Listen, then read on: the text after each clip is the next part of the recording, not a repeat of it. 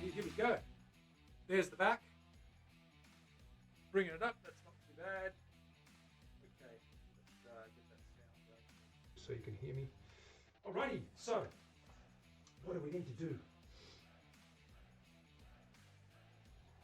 We need to grab this body, and we've got that body.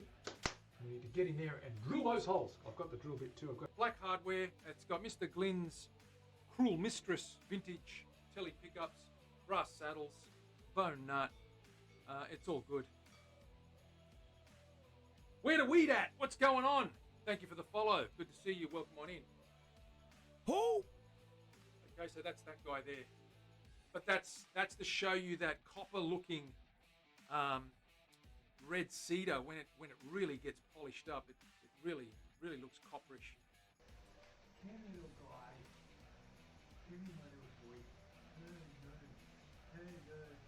How you doing? How you doing? Hey? Good boy.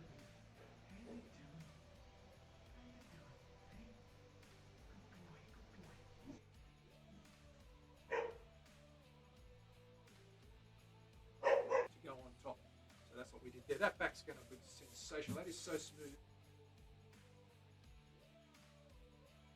Very smooth. Ha! Absolutely. They are drums. They're percussion instruments as well as stringed instruments. They can be used. If you watch the old flamenco guys playing, the old Spanish guys, they're doing all that stuff. They're going tippa-toppa, tippa-tippa-dum, ring, ring, ring, tippa-toppa, tippa-toppa, dum, ding, dum, dang. So it's all good.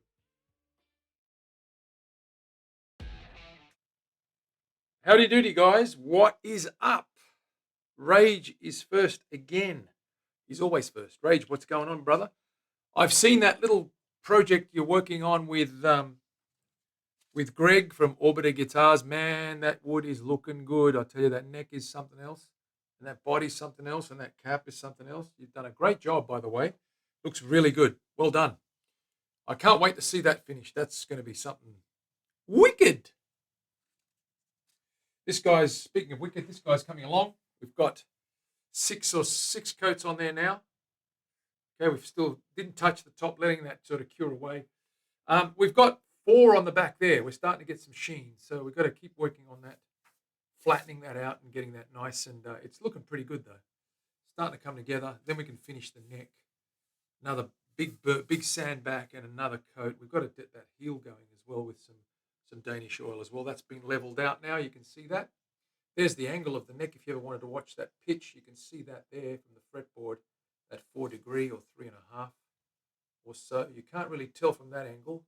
You can when you look at the neck, but if I hold that straight upside down like that on that side, you can see that neck angle, the break angle, as they say. Probably from this side you can too, probably because of the way the shape of the, yeah, you can see it sort of a little bit better there, breaking away. But we're good. We're going really well. So just got to clean this body up, give it a light sand, give it another coat, and then we'll get on to this guy here.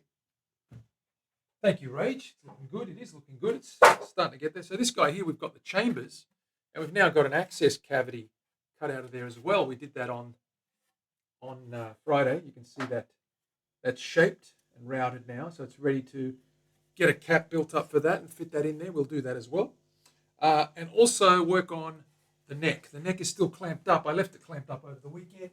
It's nice and dry now. That fretboard is glued down. We've got to get that out. Trim the fretboard to the profile of the neck. Get that neck ready to be sanded and then carved. So we've got a busy week coming up ahead. Today and tomorrow at least, and then Saturday. I've got to check my schedule. There's something really going kooky with the schedule, so I've got to reset that later today. But we're here now, and we can carry on with this build. Terry, what's going on? Good to see you. Ha! Tunamatics. They're not great. I don't like doing them either. They're good once they're done. But, yeah, they're a bit of a pain. I mean, nothing beats a good old hardtail, 6 screws, bang, bang, bang, bang, bang, done. Or 5 screws or whatever screws you have to mount it in. It's done in no time, and it's easy.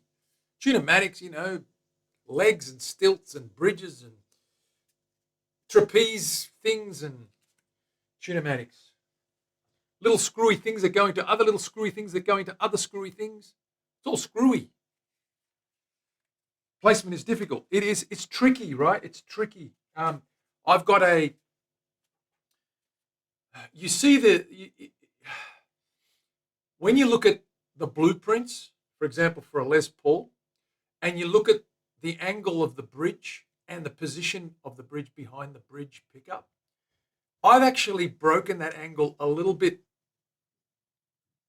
I've actually made it more, not acute, more a wider angle. So I've gone from that slight sort of 4 or 5 degree tilt. I've given it a couple more degrees. I've given it, accentuated that angle a little bit steeper.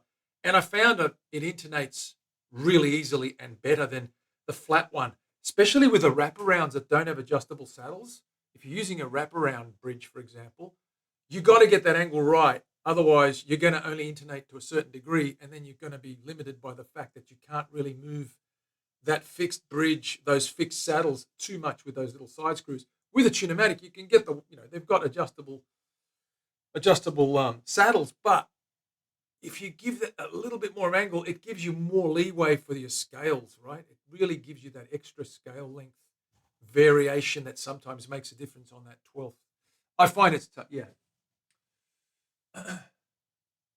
Yeah, I'm doing that on the LP. Yeah, absolutely. So I've adjusted the LP. This one here, if you look at my bridge holes, they look pretty standard there, right? You can see this is the tail stop, so that's completely horizontal. Sorry, where are we? Here. That's completely horizontal, but this one here is angled slightly down, that way, right? Sorry, the other way, that way. Now that angle is probably a degree to a degree and a half deeper set than the standard blueprint. I measured center to center from the pickup edge to the bridge pin here, and I added basically like a 16th. And that gives me a little bit more variation on that string length, especially with the bass strings for that longer intonation. Yeah, cool. I'm glad you get that. It's all good. Let's stop talking tech. Let's get back to this and give this back and sides another coat before we get back to the telly. We've got multiple things going on. Just give you a closer look at that guy. There it is there. 4 coats. Starting to shine up. Still a bit matty. Still a bit pitty. We need to get that sort of flattened out. I'm just going to give it a light rub to take any high spots off there.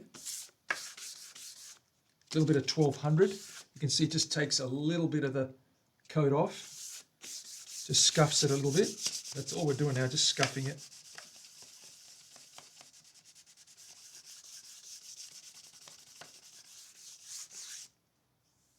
Feels smooth.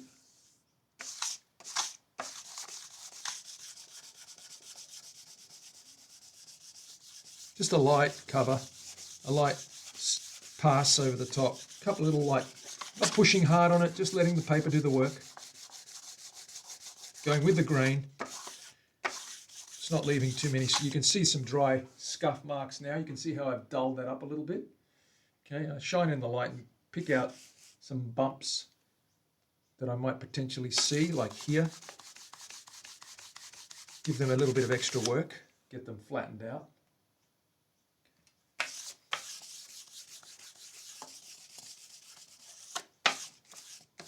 Okay, that's good enough. We'll give that a wipe down and we'll give that another coat. I want to do the edges as well. I might do the edges later, so I will sand them now, but I actually, no, to hell with it. We'll do it now. You can see the scuffness, the scuff marks there. See some of the scuff marks down the bottom there. They're just flattened out, some high spots and what have you.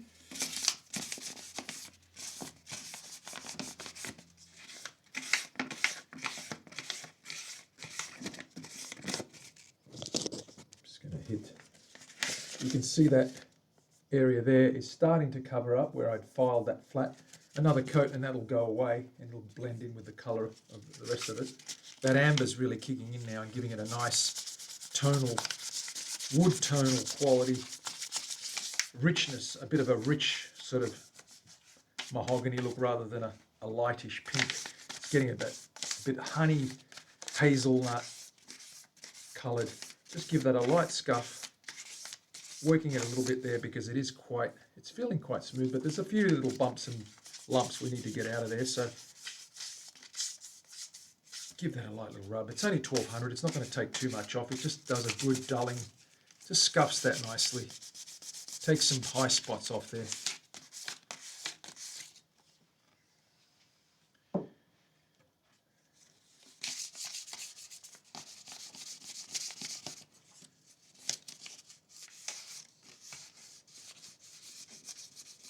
There is some raised grain from the first couple of coats. I just need to flatten that out. Give me a second, guys. I'll be back in a minute.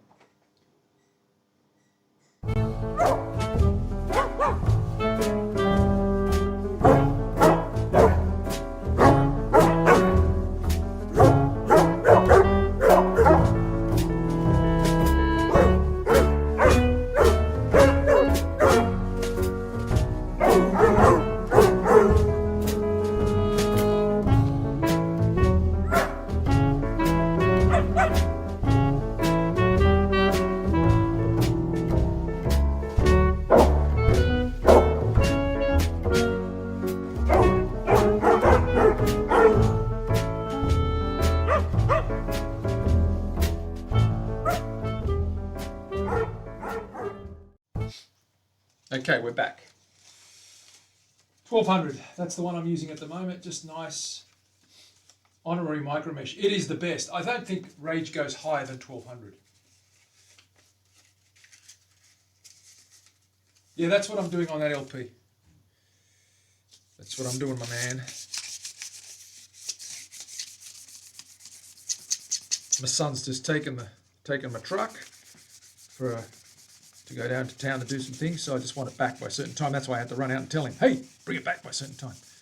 He sold his car when he went overseas, and he hasn't bought a new one. He doesn't need to because he's going to be heading off probably soon in the next 6 months again. So we'll see how he goes. You can use my car for now. I don't need it. I'm stuck at home anyway doing nothing but building guitars on stream with you guys, just hanging out,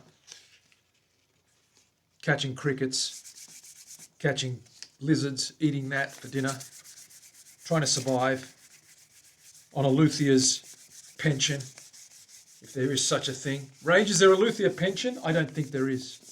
I think they can that one. Let me tell you. Let me tell you guys, they can that one. Hey, Dana, what's going on? Good to see you.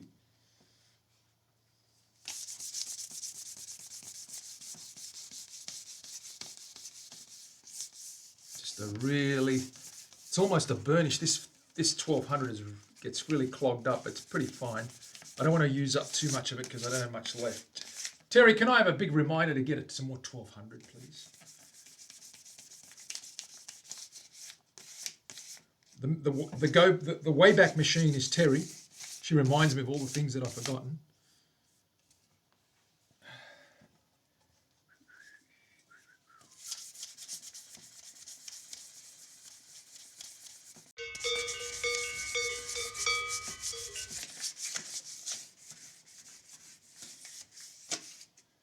It's pretty smooth. I'll give that a wipe down. We'll give that a coat.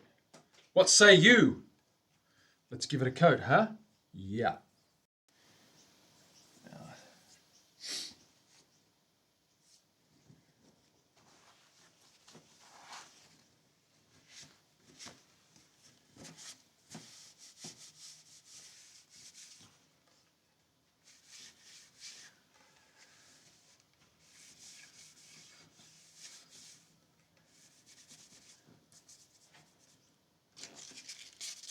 Going to hit this with some 240. There's a little bump here, a bubble that I can't get out with the 1200, but that's got it out. It's got it out.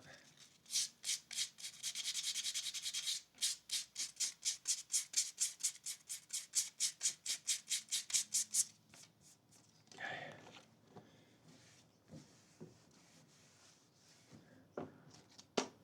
All right, let's do this. We'll hit the edges first, then we'll do the top, then we'll move it into the drying room and let it sit there while we get stuck back into the Telecaster. Thank you, Terry. Dana, thank you for the resub. 34 months, my God, you're almost 3 years old. Almost.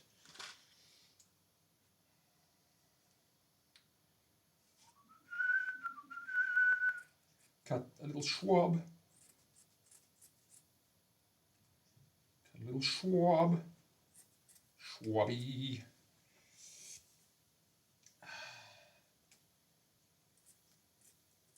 If anyone's been over to Orbeez, go over there now and have a look.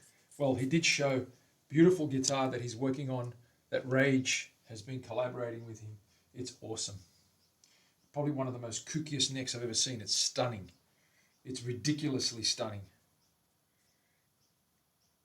So if you haven't seen that, go and do yourself a favor. Check out.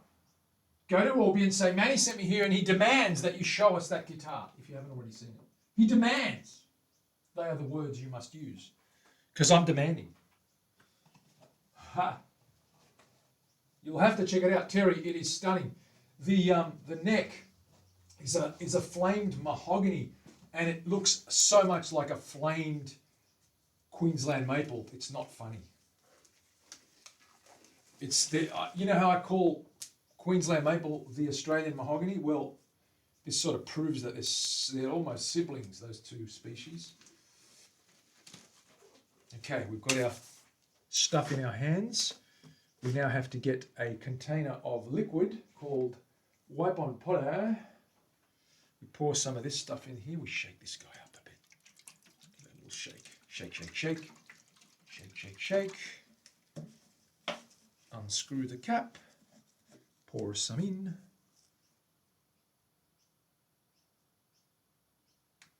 so.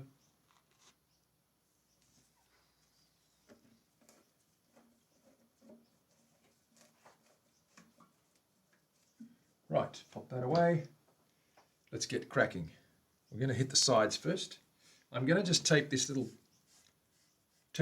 area up here because I don't want the poly to hit the heel. I want to oil that heel later on with the neck. The neck needs a light rub back and one more coat and we're pretty much done.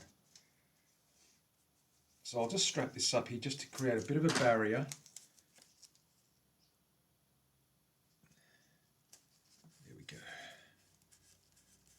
Just a little barrier to stop there and not get that stuff contaminated with poly. We're going to do the edges first, so let's hit those first, concentrate on those. Starting here.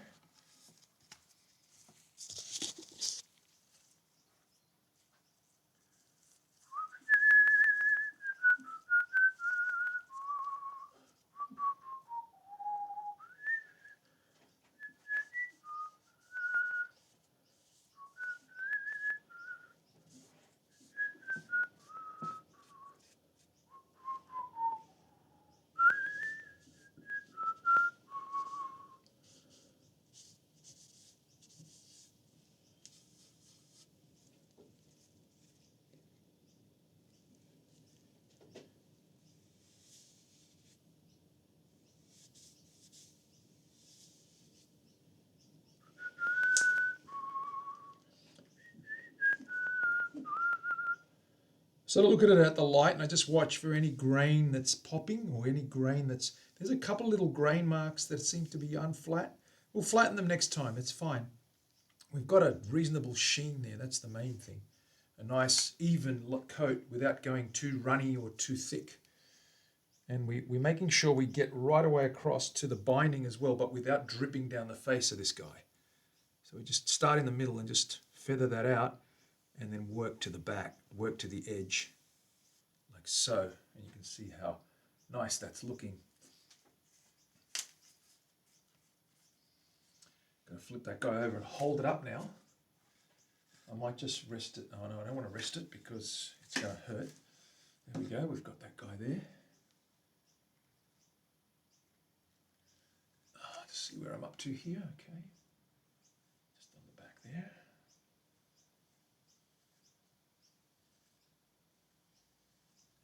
There's our back. All right, we turn that like that.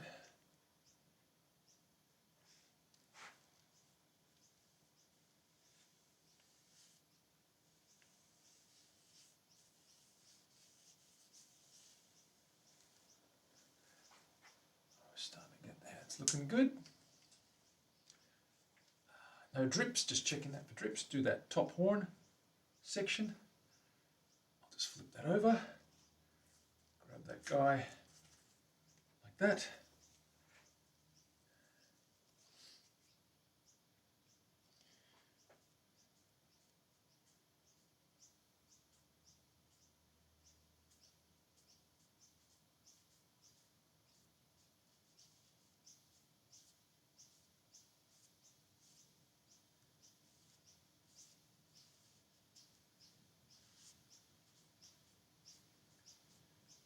Okay, looking good, starting to get there. Okay, let's do that back.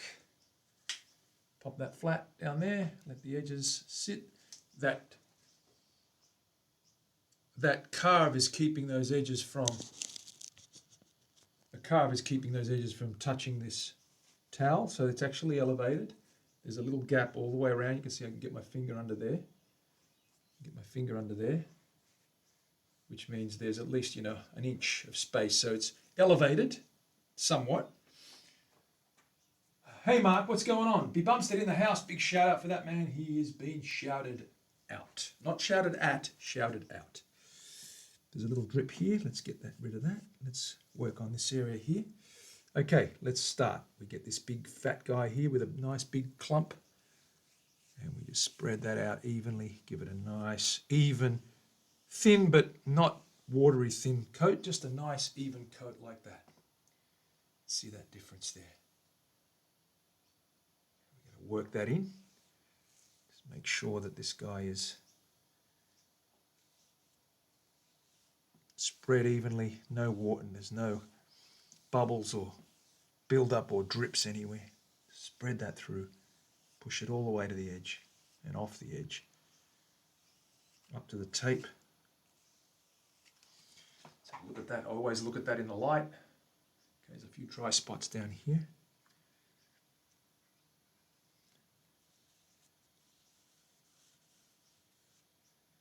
Work the other way, get them feathered off. Look at that in the light.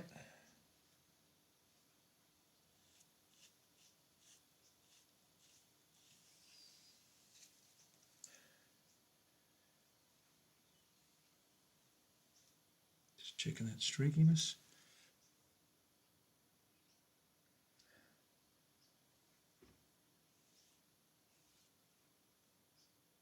It's looking good. That'll settle nicely.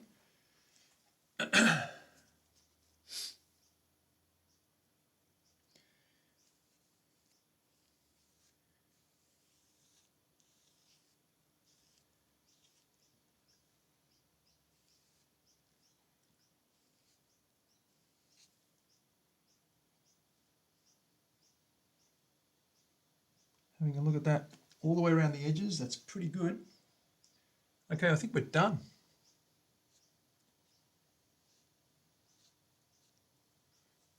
Just check the edges, make sure there's no runs. That looks pretty good. Those edges look great. Okay, let's have a look. Flick over.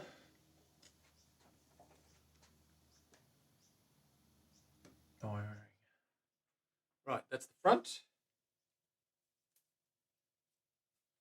There's our back. Okay, nice coat on there. Looking good. You can see those lights reflecting now. The edges are starting to look good too. You can see that reflection there. It's starting to really shine up nicely. That's the result we want. We're getting some good results there. All right, so we put that in the other room to dry, and we can continue on our other body and our other guitar. All righty.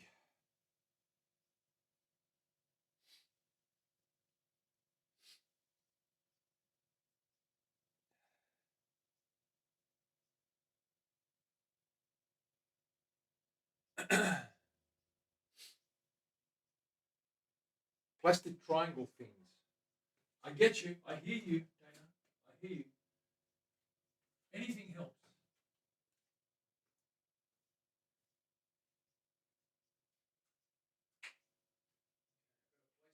safe, dust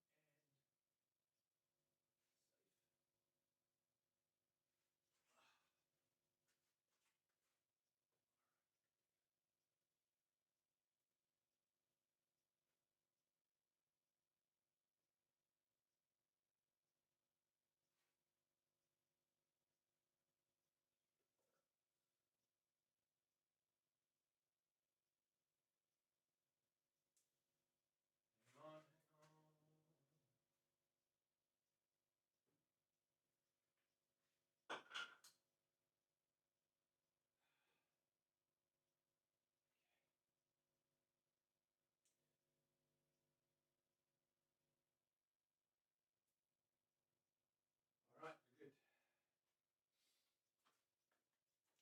Now that that's done, rip these off, and I'll bring that that neck with all the hair rollers on it. We'll unstrap that and trim that guy up and get that guy ready to be radiused and carved, etc. Pop this stuff away.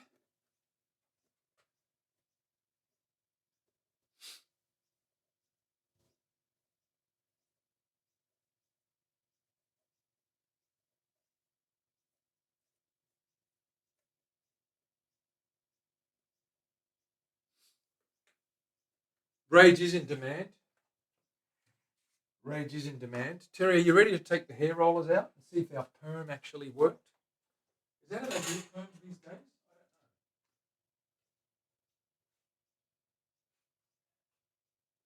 Are perms still a hair roller thing, or are they just a solution thing? Is it just a frizzy solution thing? I really don't know. Terry would know. There it is, over the weekend. Didn't do a thing to it. Didn't touch a guitar over the weekend. Just did lots of bit of exercise, a bit of walking. Buddy got excited. He had a little wrestle and a little rumble with a golden retriever. They both loved each other to bits. He's so friendly, that dog. He's a kook. Remove the hair rollers. We need a hair roller command, Terry. Unleash the rollers. Like release the archers or unleash the archers or whatever that thing is. Taking all the rollers off to reveal a very fat neck, well, a very fat fretboard.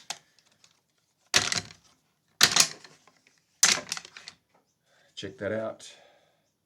It's as straight as a dog's hind leg, if that makes sense. No, it is straight. Both sides, we need to trim those off now on the bandsaw and then get this on the sander and get this edge flush with the edge of the neck, which has already been prepared and ready for carve action. Carve this guy away. But before we carve, of course, we're going to radius this guy and then get ready to carve and also shape the headstock. That's the next thing we've got to do. When I take it out to the sander, I'll probably do the headstock as well. Sandal this guy to schmithereens, as they say, to schmithereens. Okay. Right, we need to cut this. I might just drop over to the bandsaw, cut this out. Before we do that, I'll put some of these away because you know what we're like. You know what I'm like. I sort of slacken off a little bit and I don't put things away. And then I lose them. And then I find them and I put them away. And I forget where I put them away and then I lose them. Terry knows all about this. Just ask her.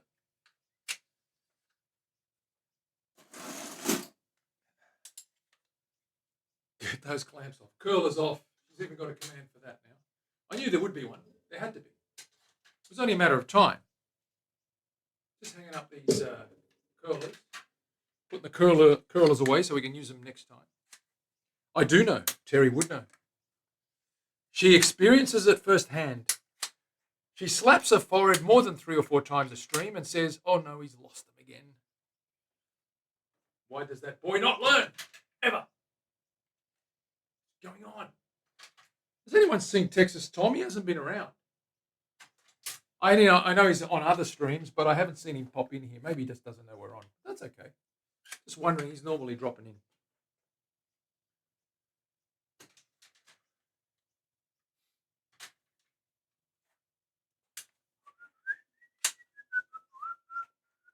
Putting all these clamps away. Am I boring you? Am I boring me? Yes, indeed. I'm boring me and you with clamps to put away. So many clamps. See, Terry, I blame you because you want me to use all the clamps. And therefore I do because I don't want the wrath of Terry. And then it takes me 4 days to put them away. So whose fault is it now? Missy? Let me tell you whose fault it is. It's Hank's fault and it's Rage's fault. I'll always blame Rage and Hank because it is their fault. They started all this mess.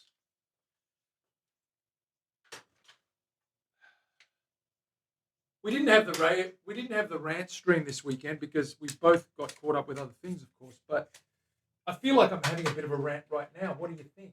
Do you think I'm having a rant? Let's have a poll. Is Manny having a rant before the rant? Is it a prep rant? Is he training for rant day? Here's our neck. Let me go and sand this guy off. Oh, okay. Because all right. He probably listen here, Buster. Listen here. I'm listening. I listen. Problem is, I hear too much. B. Bumstead is right. I'm ranting my butt off. Rage is covering from Hank's rummage. You know what? Rage, I don't know how you found those pieces, dude, but I don't know if they were in your pile or you specifically got them for Orby, but that piece was something else. And I'm glad you got them to Orby before Hank got his filthy little grubby paws on them. There. Let me just go and chop this up. I'll be right back.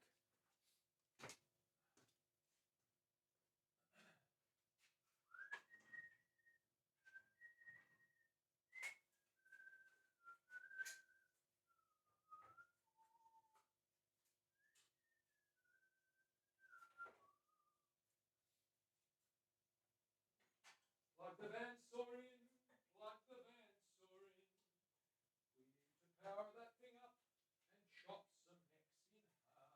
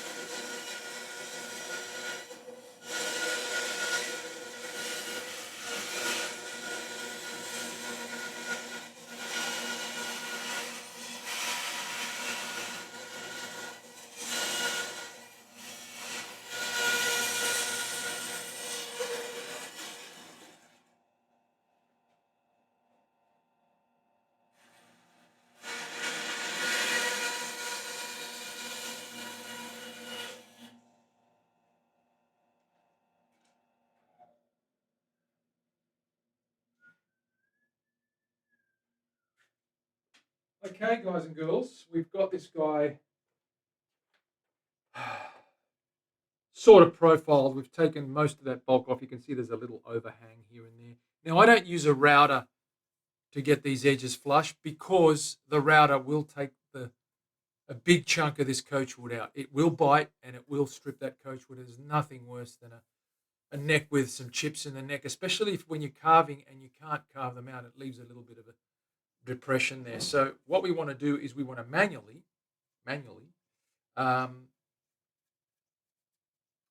sand this on the sander. Just take our time and get it nice and flush with some gentle 80 grit and get that guy done. So I'm going to take the sander outside. It's a beautiful sunny day here in Sydney, and we're going to do that in a moment, in a minute, as they say. Firstly, let me catch up with the chat.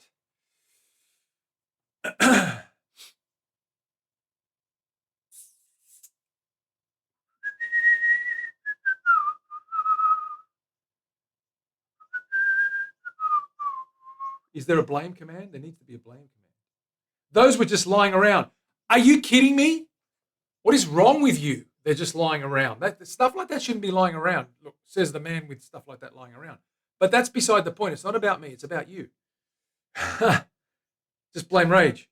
That's what we do. We just blame Rage. Is Rage here? If he's here, we blame him. Let me get that thing out, and we'll get the camera outside. We'll get that guy sanded.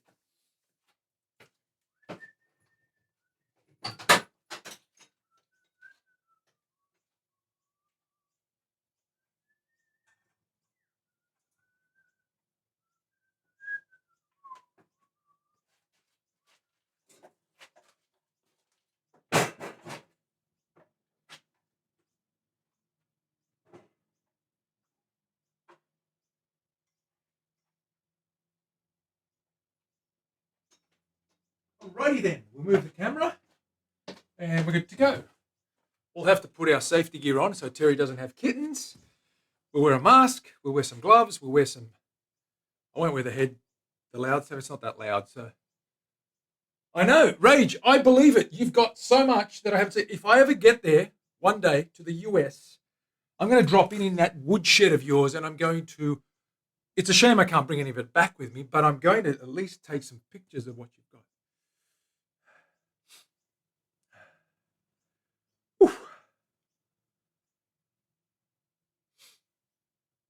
There's got to be a Rage appreciation. Look, Leslie, you can be president. If you do that, we're all in. Whose fault? Blame. I blame Rage. What am I doing? I've got this. Do I need safety gear? I need to move the camera, right? That's what I'm doing. Okay. Forgive my distracted status and state of mind. See, I blame Rage for that too. We just blame Rage for everything. If he wasn't such a good sport, we wouldn't blame him for anything. But we can blame him because he's a good sport and he takes it on the chin. Acknowledges his liability by default. Doesn't care. Thought, oh, that's okay. He doesn't care. It's all good. Just blame him. We need someone to be accountable and responsible, and that seems to be Rage. Rage is the accountable one. So I'm good with that. Back in a sec.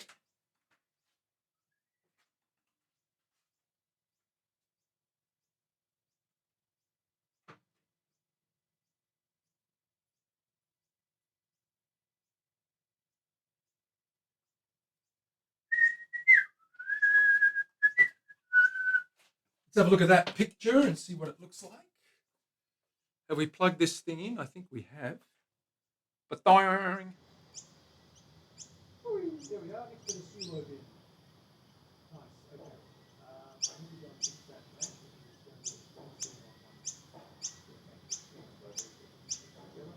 Okay, I think we're good to go. Bird, is there a bird? You saw a bird? Oh, what?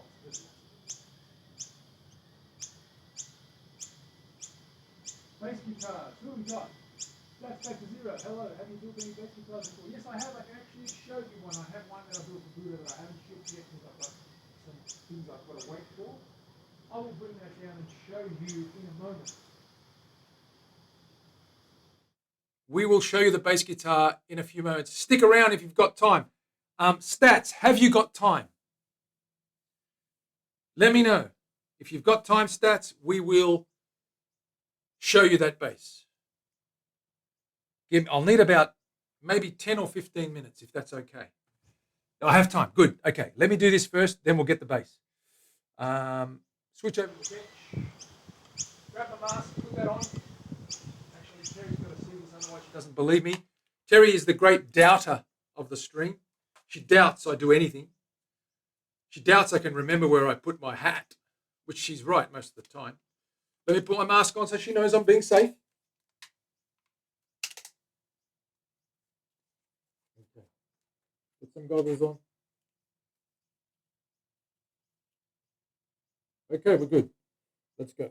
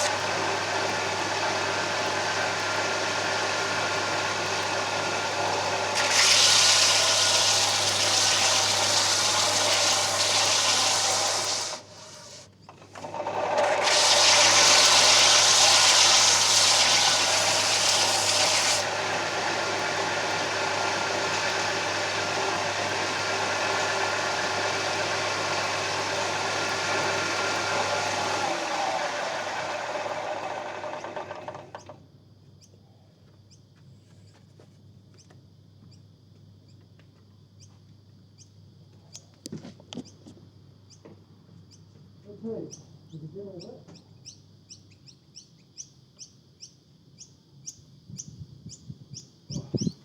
There's no birds in the sander, so let's stop with that action. Did we get all that? Whew.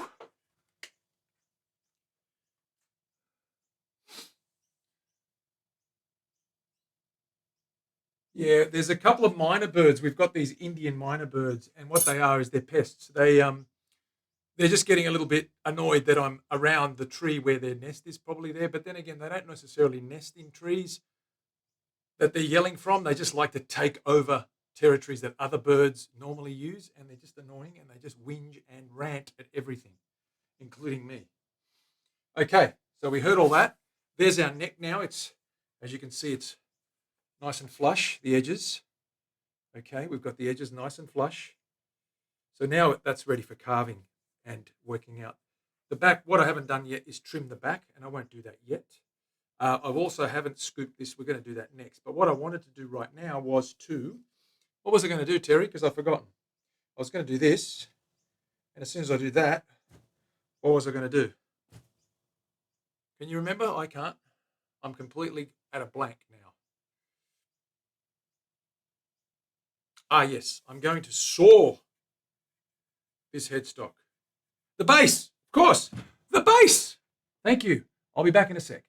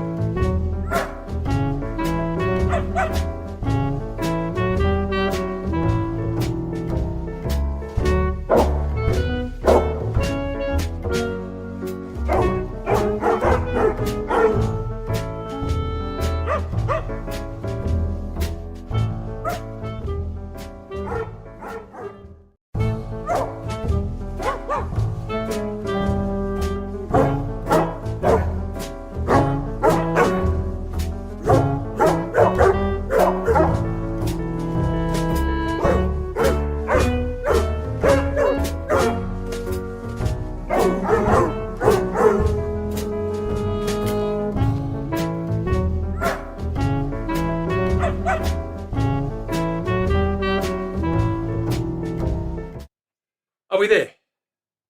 I'm back. Now, stats. Here we go with your base. This is the one. Can you see that?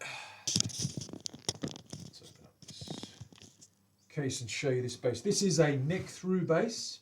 It's chambered. It has a, have we got a command? Oh, you've got it there already. Bacon base, that's it. It's got true oil as the finish. It's a satin finish, semi-satin, semi-gloss.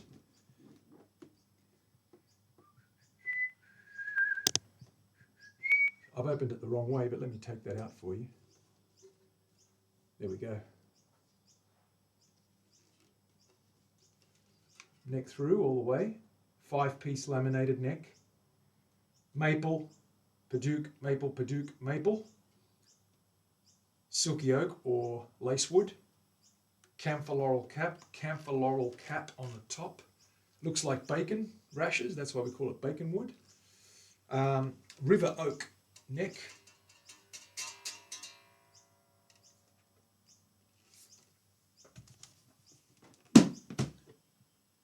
There she is.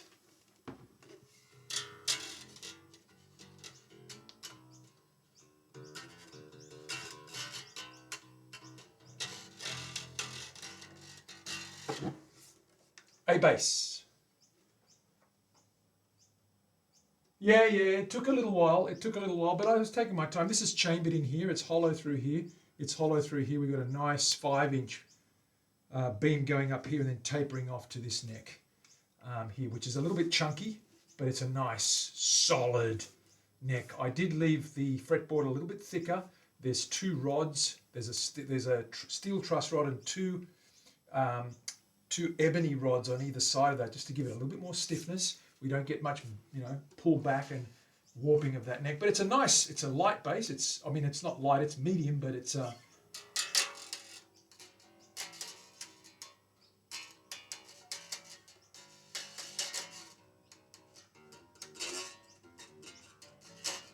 so it's good.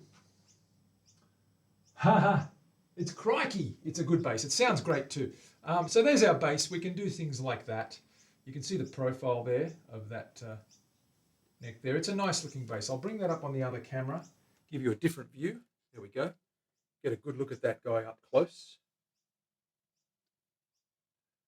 Okay, River Oak looks a lot like ebony, a bit more chocolatey, probably more like rosewood, but it's got that ebony feel. We've got just a standard gauge strings. The action is reasonably low. It's not too low, but it's pretty playable. We get a little bit of buzz there because of the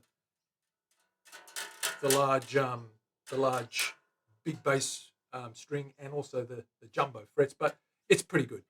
Once you plug it in, you don't hear that.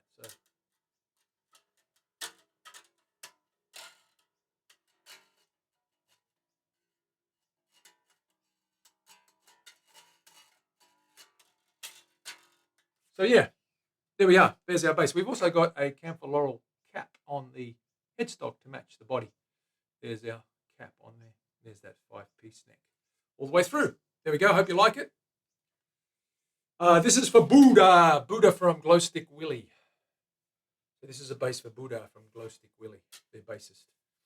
It's his idea. It's his concept. He saw that wood and he said, I want a bacon bass. And I said, okay, what do you want? He goes, chambered, neck through neck, precision and jazz pickups, big fat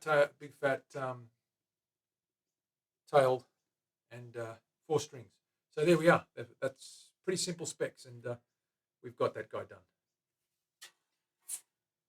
done. Gopher in the house. Showing dancing gophers. That's the one. Let's put that away now, if that's okay, and we'll get back to this neck.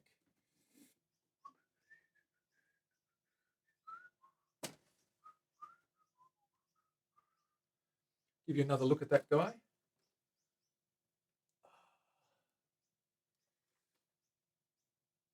If you can see it from that end, there it is there, all boxed away, ready to go.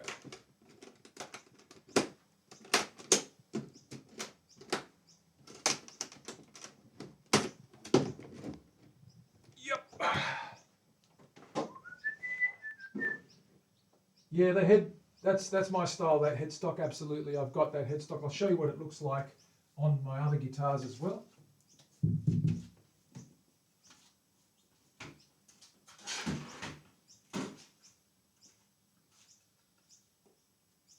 I'm not sure if you were here to see the coats on this Les Paul that I'm making, or Les Paul-esque type of build. So this guy here is a mahogany body. It's got poly on it. It's just drying. It's got that's the 5th coat, I think, or 4th coat on the back and the edges. We've got 6 on the front. It's got a maple cap. So we've got flame maple. It's a honey burst, nice amber burst. Wipe on poly. It's coming up nicely. There's the headstock shape right there. There it is. That's what I do.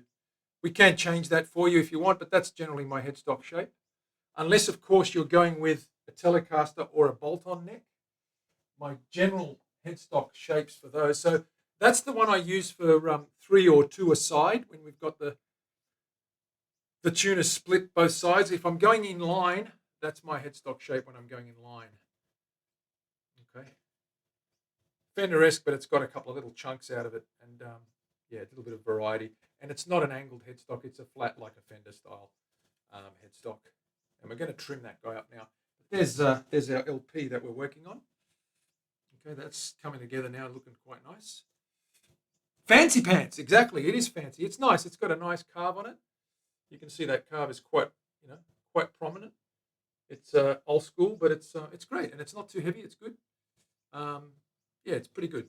Feels great, and the back's looking great too. It's starting to come up. That's Australian rosewood. That neck. It's a little bit different. You can see the beautiful grain in it.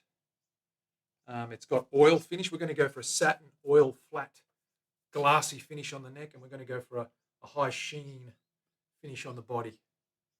Okay, that's still wet. We only did that one about half an hour ago, but it's starting to settle now, so you can see it's settled right down. The edges are looking good too. It's got maple binding there, maple binding, same as the top, but we left them basically unstained and just put clear over the top of them.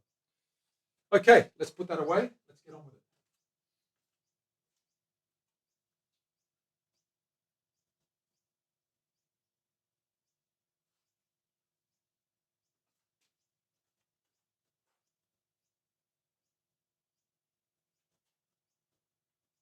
What we need to do with this guy, ladies and germs, is we need to get this guy trimmed up now and shaped.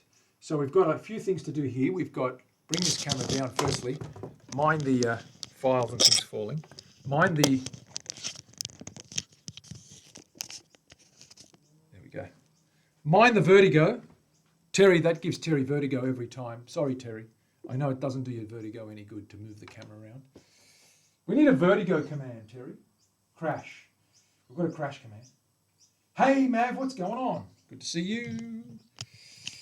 All right, so we've got this guy. Now what we're going to do is that's obviously really, really thick. We're going to measure that up, and we've got to trim that guy down. So let me just check that. I think it's around 15 that I normally do my headstocks at.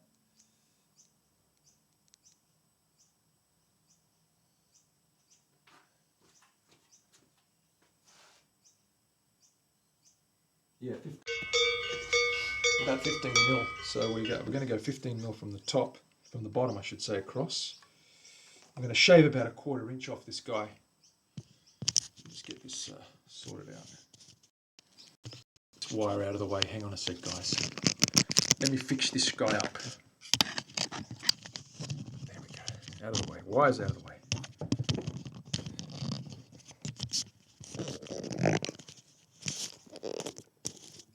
There we go. Right.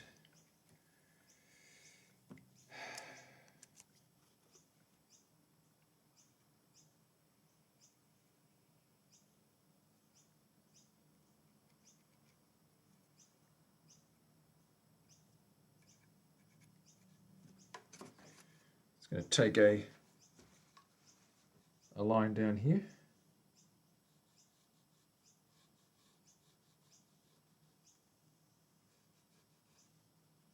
Like so.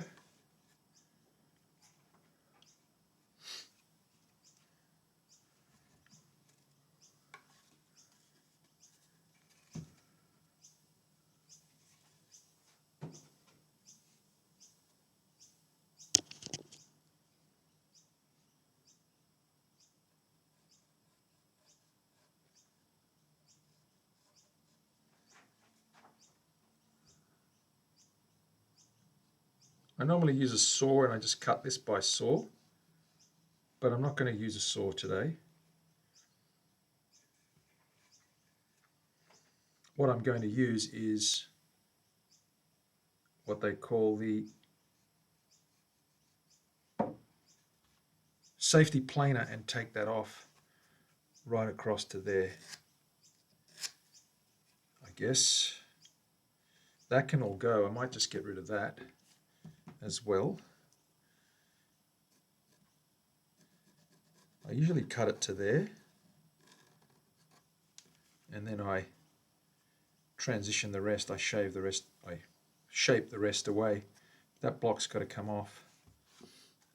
I've got just the guy to do the job right here. I'm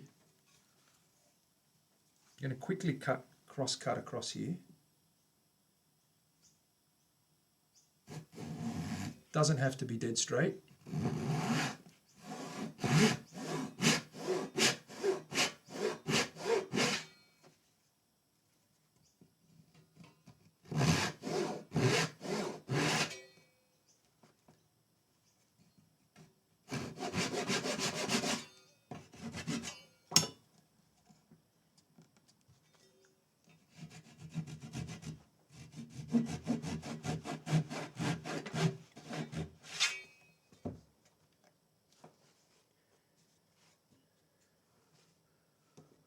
We won't cut that off, we'll just work that out, work that away.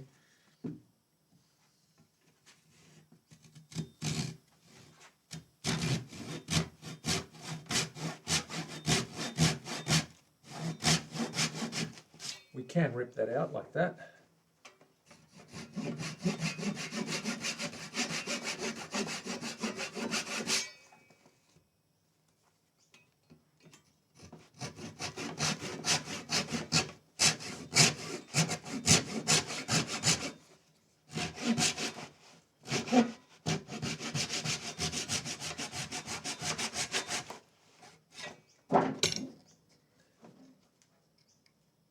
And then once we get rid of that, we can shape the rest.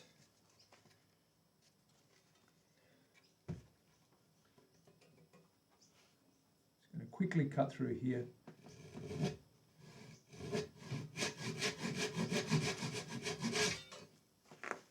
So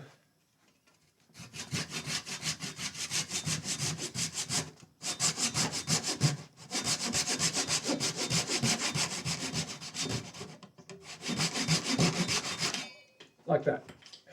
Okay. The rest, of course, is staggered, and we shave the rest down like this.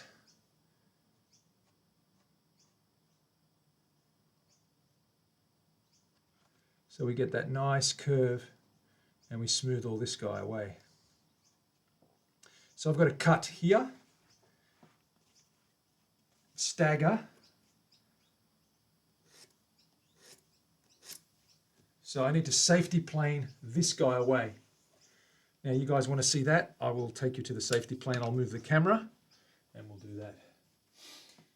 Where's Willie? Dinner with VW. She's missing the saw action. She loves the saw action. But I'm sure that she's enjoying dinner with the big guy who provides all the coins from inside the depths of the lounge suite.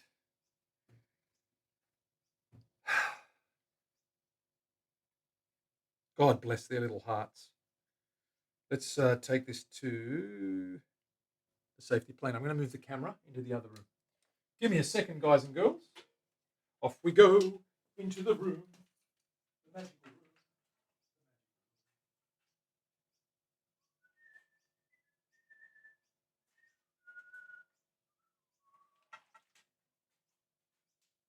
Bear with me. We're almost there.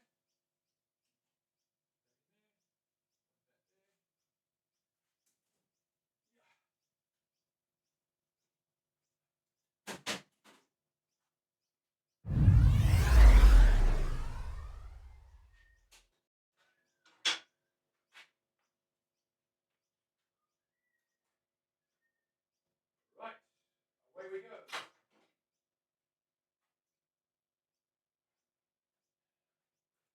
Can we see that? Let's see if we can see that. What have we got? Flick the cameras over. Ba-doing. Ba-doing. There it is. Okay. Probably bring that in a little bit closer. Let me see how closer I can bring that. That's a good idea. That's a good thing. Okay, I might just, okay, I've got an idea here. Let me do some magical mystery stuff to get you right up close to that guy. So give me a second. This won't hurt me a bit.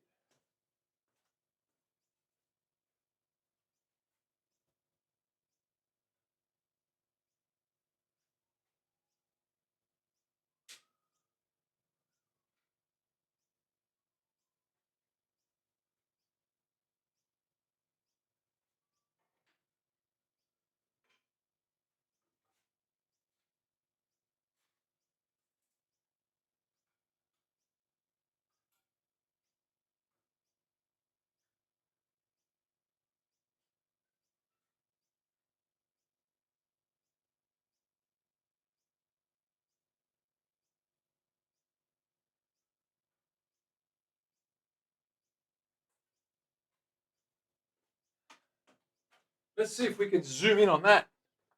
But ooh, that's better.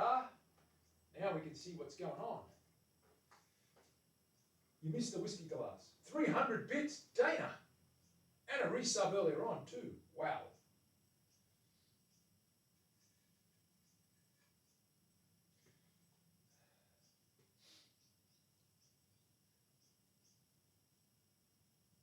Karate. Batfink and karate. Can we see that, Terry? Give me a one. Yes, we can. Good. Okay, let me grab our tool of choice. The tool of choice.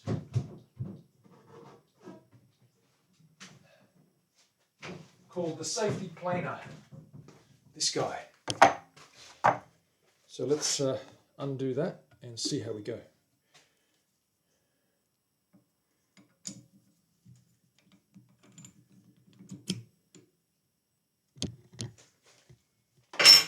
I'm just going to clamp that camera down so it doesn't vibrate off the bench. Let me clamp the camera down. Clamp the camera down.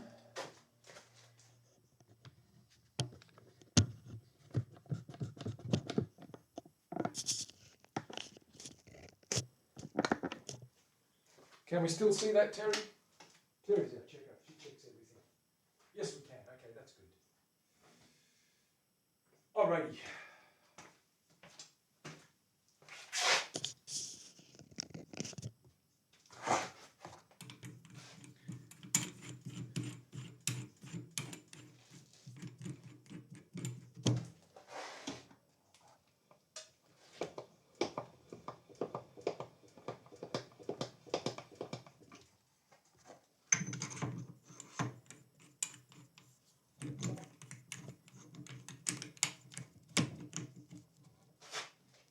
Tighten this guy up.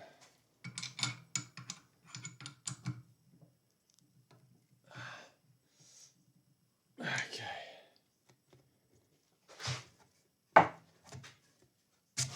And now I need to bring this guy down to that depth there. And I need to stop it there. So, okay, let's bring that down by bringing this up.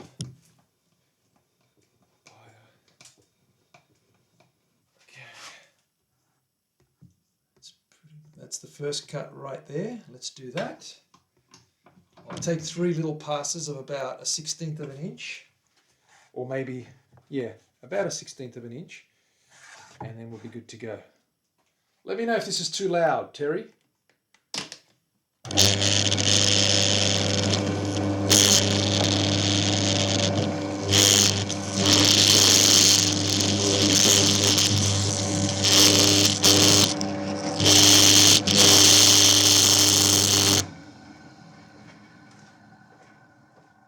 Should I mute that out? Is that too loud? It's going to make noises when I... Okay, yeah, turn down your volume, guys. Turn down your volume. Let me just sort that out.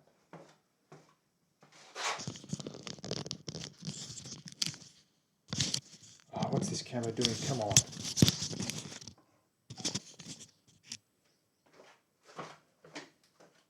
I'm trying to get it to look good. I don't want you guys to miss out on anything. That's too low.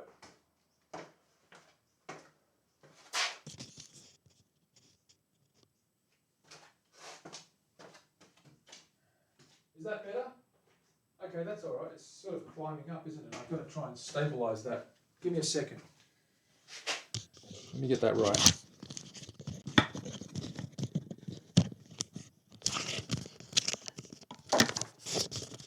Humbug. How's that? Is that good? Okay, that's good. We're good to go.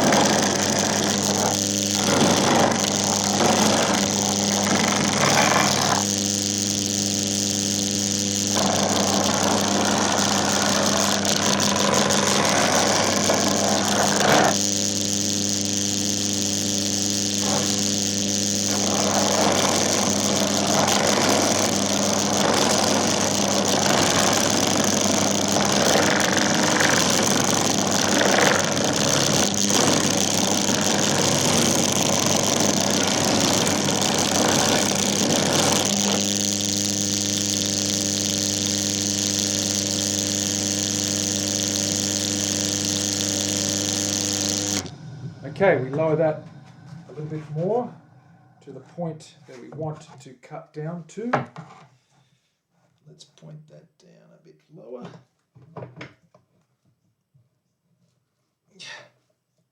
Let's try that.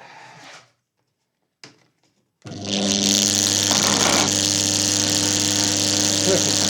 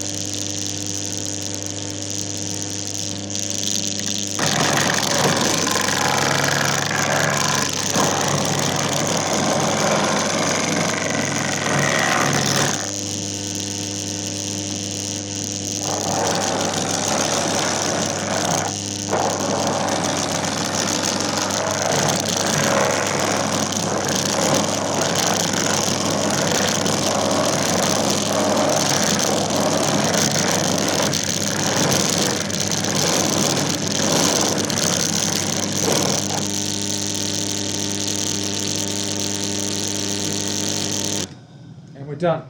There's the terracing. You can see that's terraced. And now we can sand that and get the curvature that we want all the way up to here. All that away. So, okay, let's go do that. Flicking cameras over.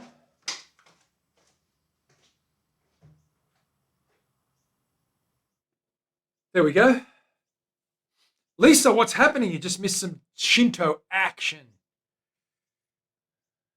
You had a wonderful time. That's great. Good to hear. I hope dinner was wonderful. There's our little terrace cut. You can see the terracing.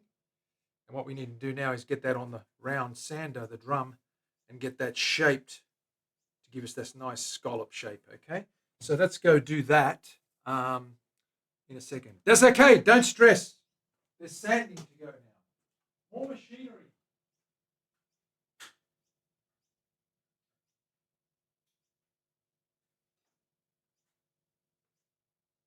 More machinery for you.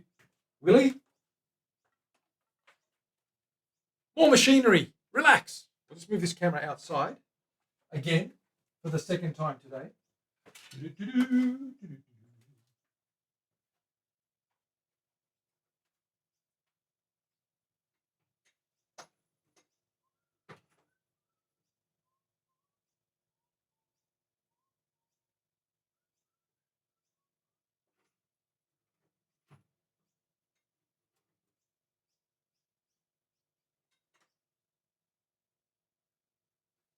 Okay, we're good to go. Let's do that.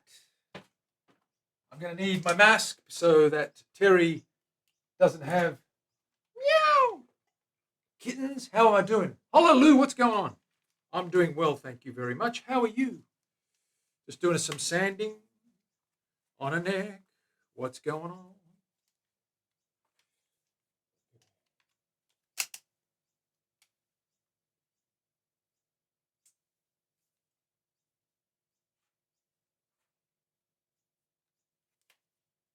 All right.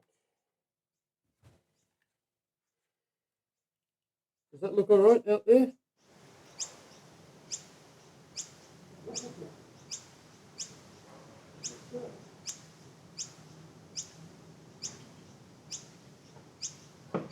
Oh, before I do that,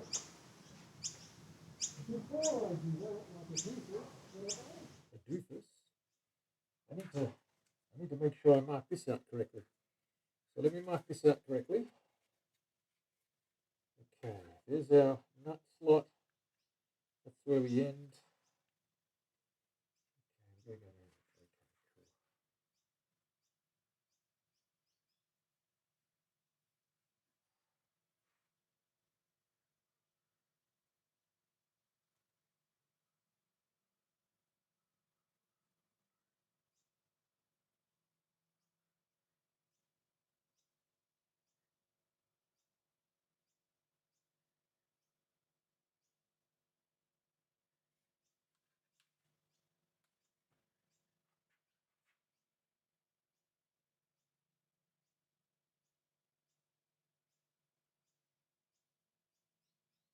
just marked out what I need to do. Okay, let's go.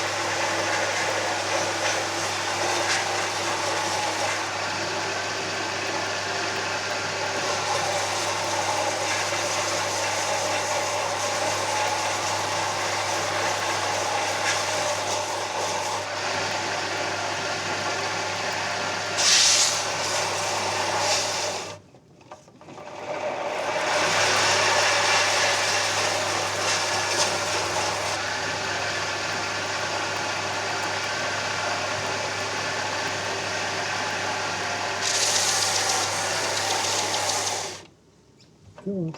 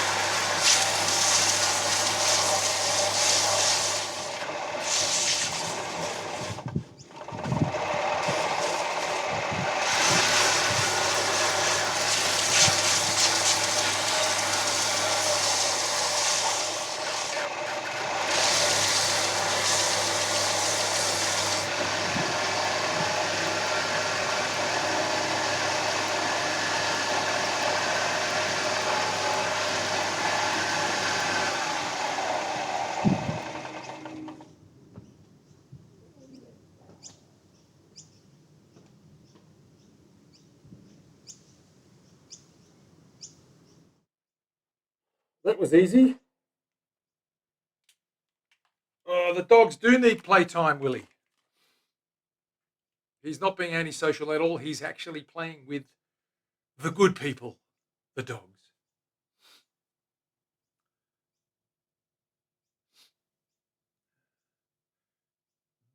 I'm just catching up with the chat.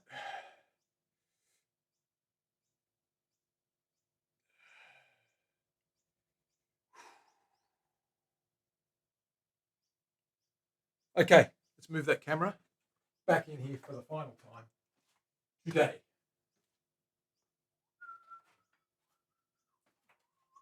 No vertigo for you, Terry. I did the right thing this time. Let's pop this guy up here. Let's prop this guy down in here. Let's see what we got going for us. Shut it. Move this out of the way. Cables everywhere. Let's hang them up like so. There we go. Wonderful. Wunderbar. Okay.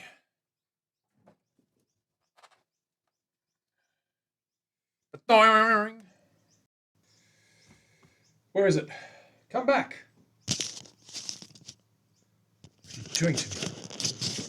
You evil thing. Let me enable and disable that.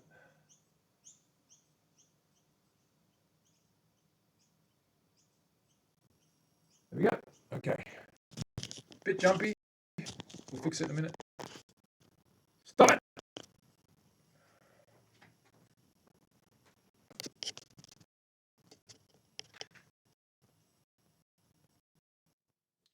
It's having conniptions. Let me unplug it from this cable.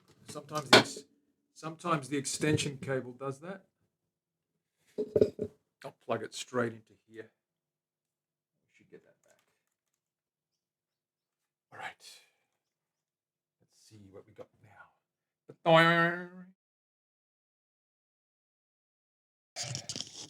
All right, there's our shape. There it is, all scooped out. There it is. And now you can see that scoop. We're going to drill a hole in here. We're not going to do that yet. We're going to file that little guy down. There's a bit of a bump there. The nut goes across here. I'm just going to draw those lines again because they're faded.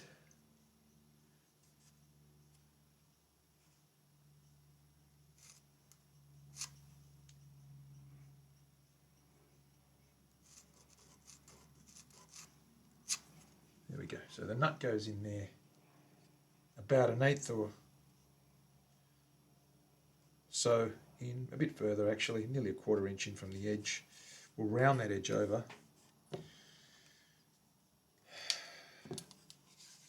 This coach wood is pretty nice. I want to put some colour on there. I want to see what that guy's going to look like with a bit of spritz on there, because it does change colour, and I want to see what the combination of these two are.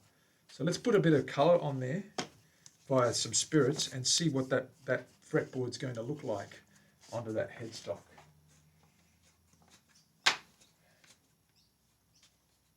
This is worse than vertigo. Terry! I know. I'm sorry. I fixed it though, so you've got to be happy now.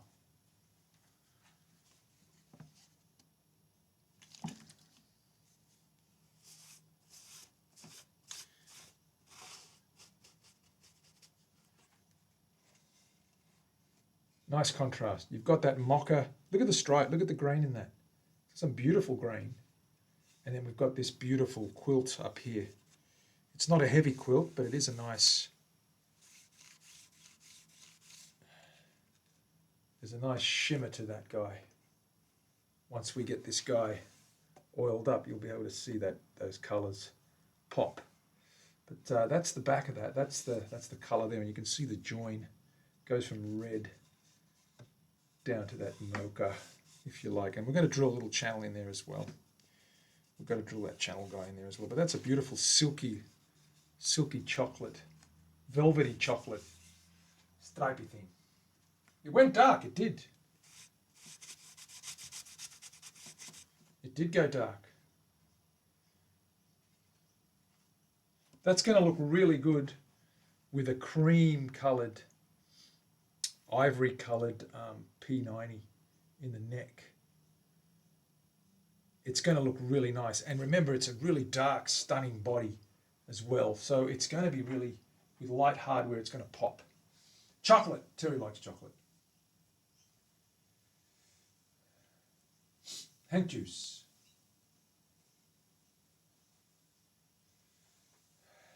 Rage Appreciation Society. The RAS. It's the RAS. That's what is going on. The RAS. So what do we got left to do? Willie will be happy to know that we're at the stage where we can radius this tomorrow and then start a carve. Would you like to carve that, Willie? Willie loves a good carve, don't you, Willie? She does indeed. Just going to check. Perfect. The width is right. I've got everything centered. Perfect. 57, 56, 57 at the end. That's good. Let's go. That's ready to go. That's ready to go. And what we've got to do now is, I guess, we can route the channel. Now that we've got the edges fined up here, let's get ourselves, let's work out where this is going. 3 inches. Pocket depth, 3 inches. 3 inches.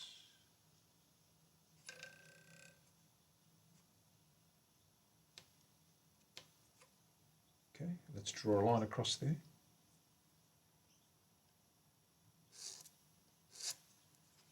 Like that. Let's center that guy.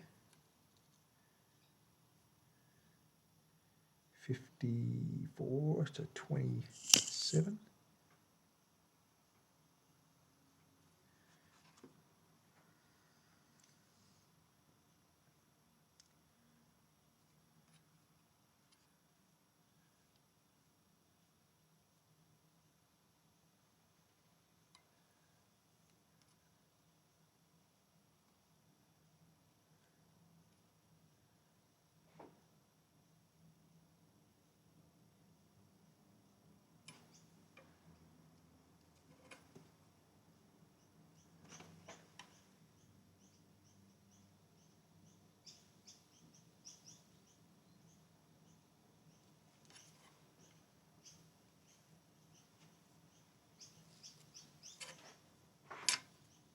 Going to do a traditional triangular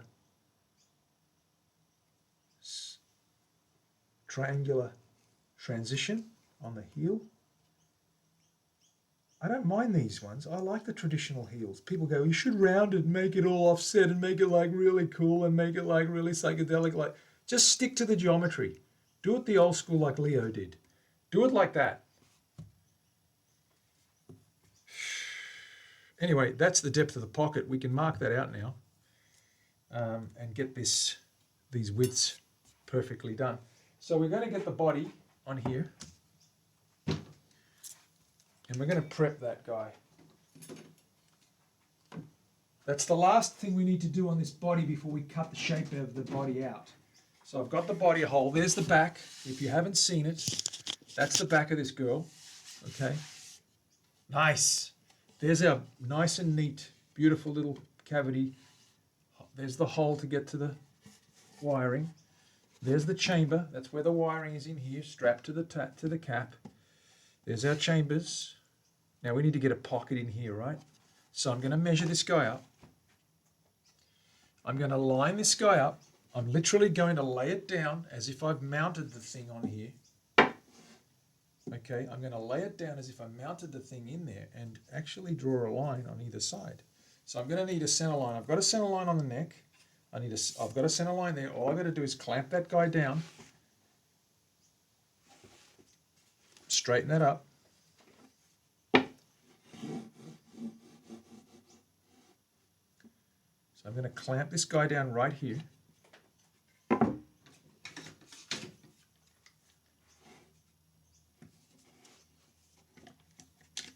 Like that. Sorry. First things first.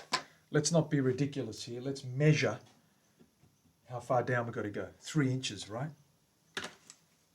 I forgot to put the boundary, as they say.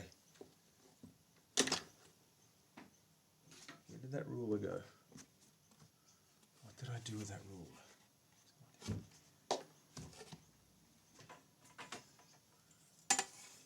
Let's measure down 3 inches from the top of the neck There it is.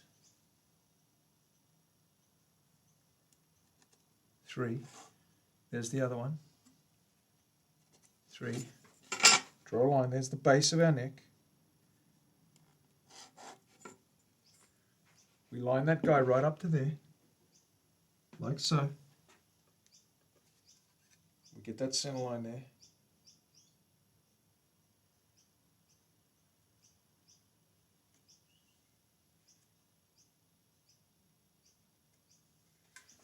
We line that guy up like that. We clamp that in.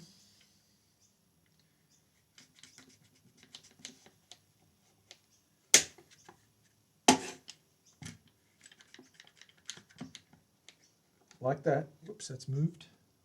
It's pulling on it.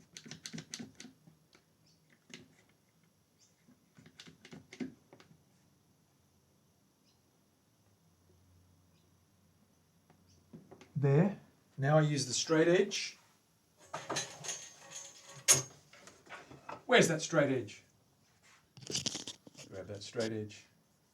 We line that up. See how straight this neck is. Make sure it's relative to the center line. Holy smokes, I think I nailed it. I did nail it. That's so good. That is dead straight. So now what I do is I draw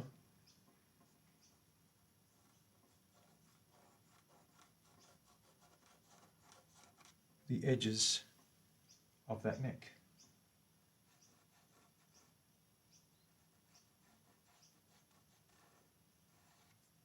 Like that.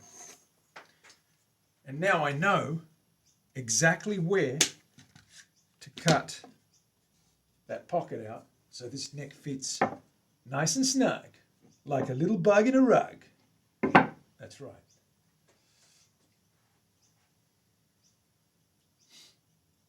Okay. Let's get these a little bit darker so I can see what I'm doing. I might use blue because it tends to show a little brighter than red. Darker, I should say.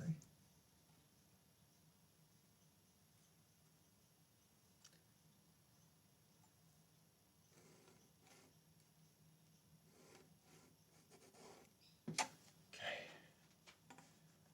And this guy.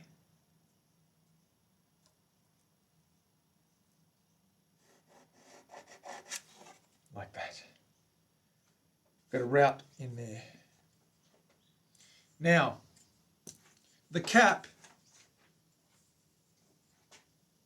is 5mm. So I've got to accommodate an extra 5mm here, take it off the depth.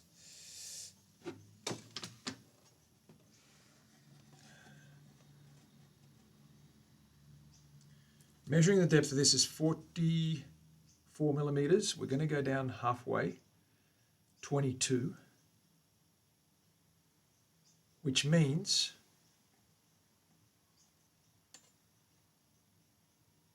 no, that's too much. That's too much. Hang on a second. I've got to recalculate this because I'm going to do my head in. The heel thickness is going to be just on an inch. I've got to radius that first. Okay, I'm with you. Okay, so the heel is going to be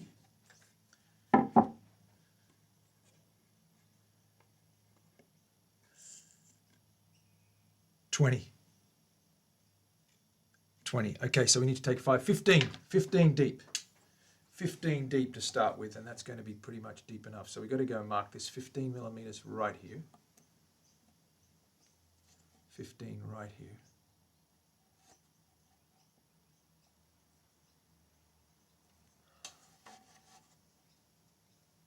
I'm just marking 15 up here. Draw that line across there.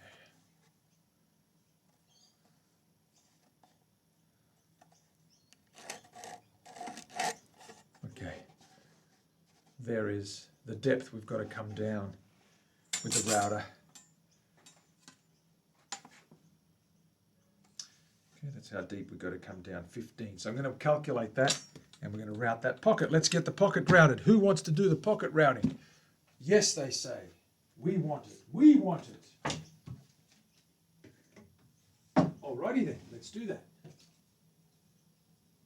Shinto can go away later. Spirits can go away now.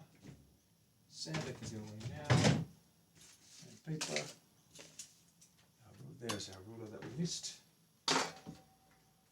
Rightio. Move this bench over. Like so.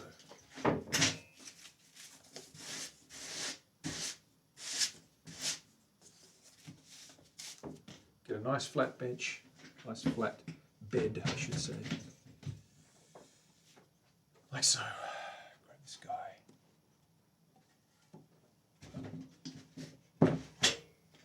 Pop him there.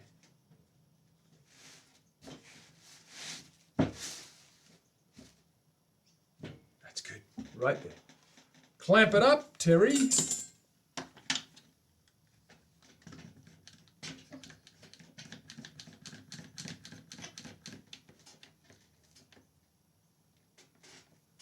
One clamp, two clamps, one down this end.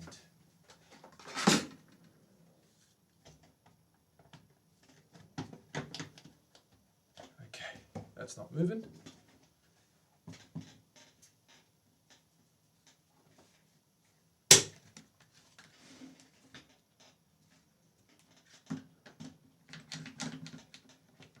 Okay, we're good.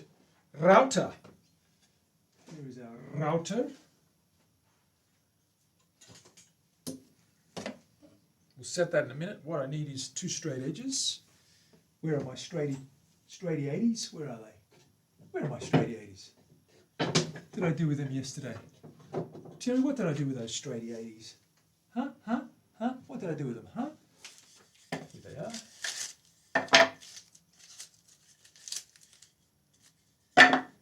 Need to line one of those guys up there.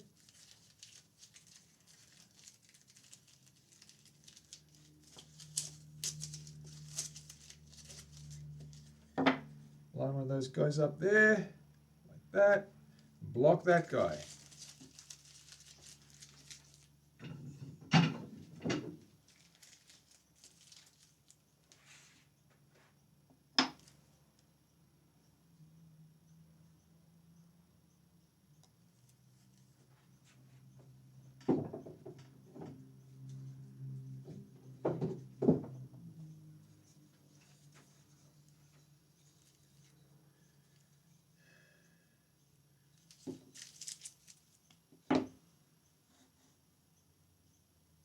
Just measure these.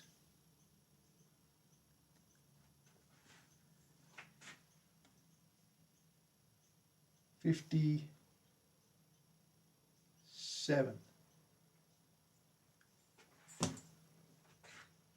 I'm going to cut this block so that it fits perfectly into that spot in there, so we can lock up that guy.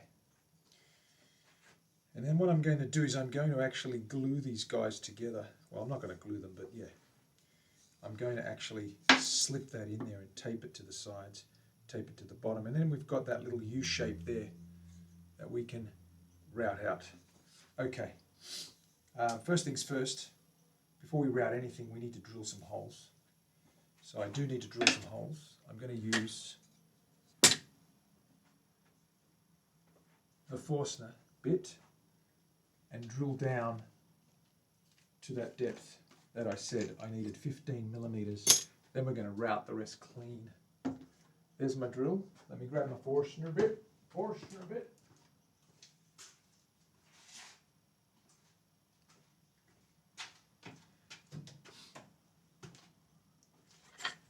Measure that 15 millimeters down. Where does that take me? It takes me pretty much to, oh man, that's a tricky.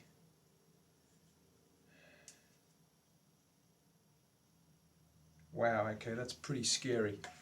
Meaning there's no real marking there. Let me get some tape and make a new mark. I'm going to just give it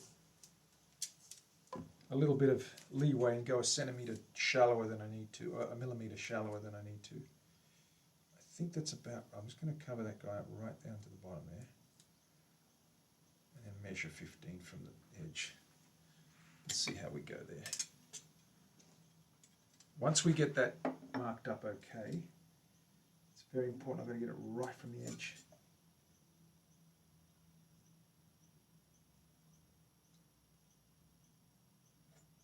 Of course, I used the wrong end with the wrong units because I'm a doofus. What am I? A doofus. Okay, there's the edge. 15 is right there. Okay. Yep, we're good. I've got it right where I need it.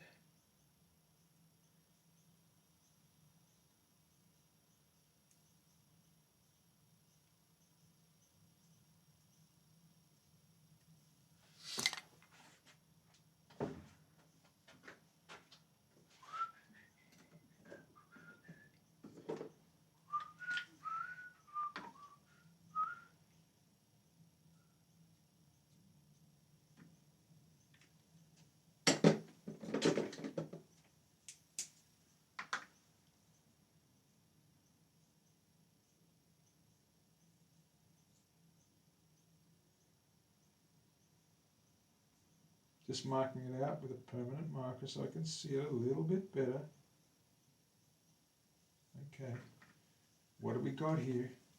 It's got to be 15.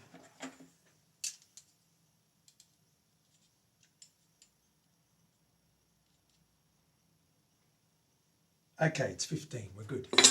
Let's drill some holes down both sides.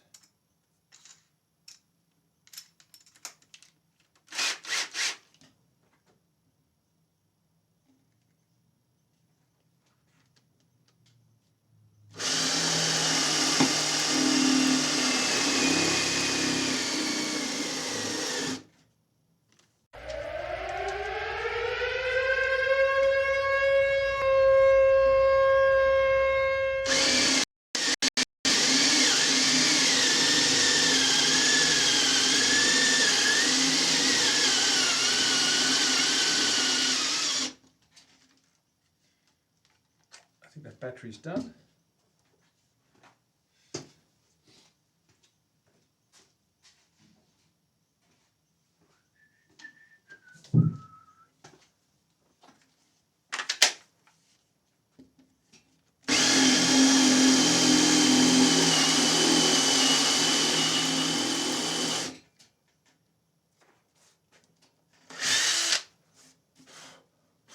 Let's measure that hole.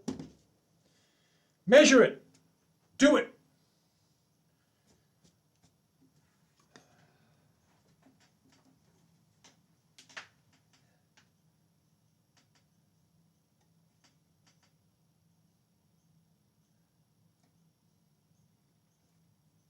That's 15, guys and girls. That's where we want it, right there. Okay, we're good. Let's keep going.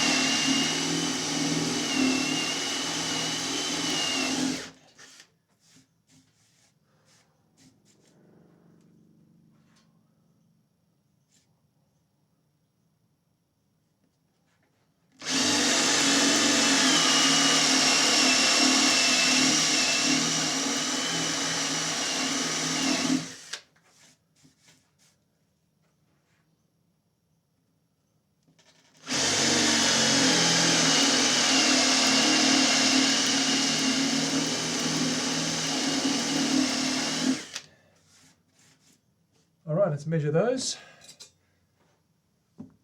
Grab the vacuum cleaner, give that a clean.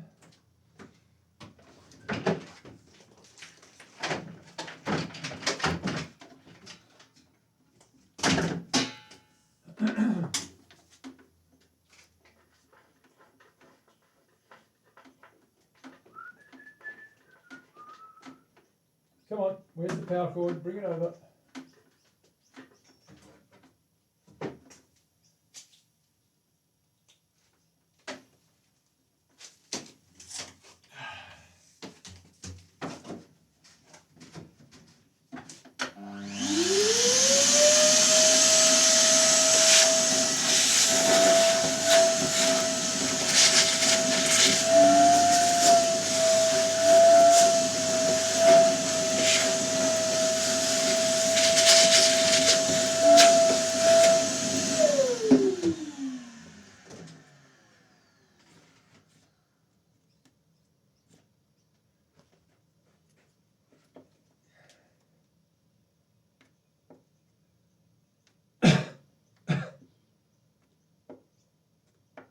Couple that are a bit more shallow, but that's okay. We're going to route them out anyway with the router and square them up. I'm going to do that now, just to clean those up and get the levels correct.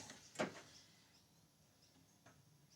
I'm going to base it off that one there, which is 15 mil.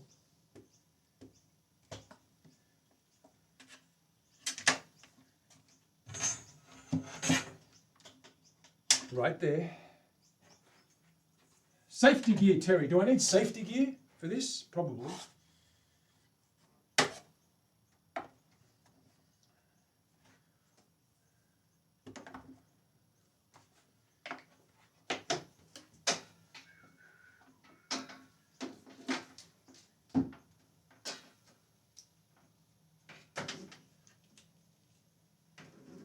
Put a mask on.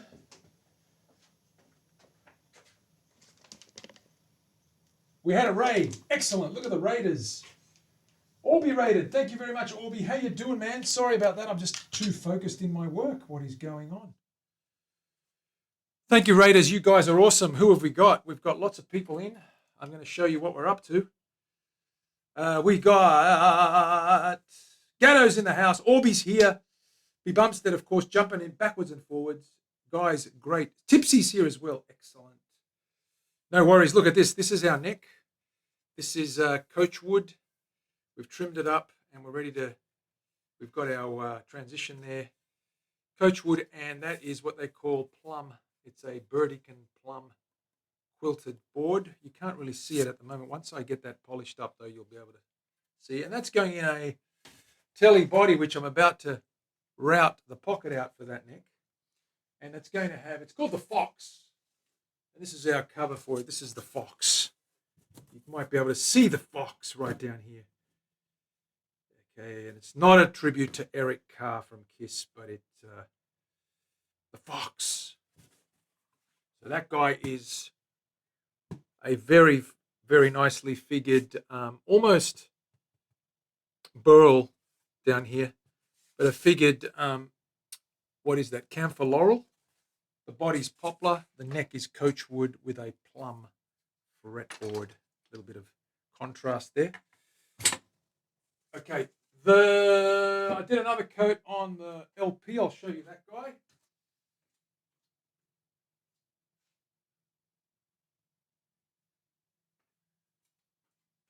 All right, the front of that guy has got 6 coats now. Looks like that. Starting to get there. That honey burst. The back has got 4 coats and looks like that. Where's the shine? So that's starting to get there as well. The sides are looking nice as well. We're getting there. Wipe on poly. Does the job. Takes a while, but it does the job. Not too bad. Starting to come up good. Gatto loves it. It is. It's a nice piece, this one.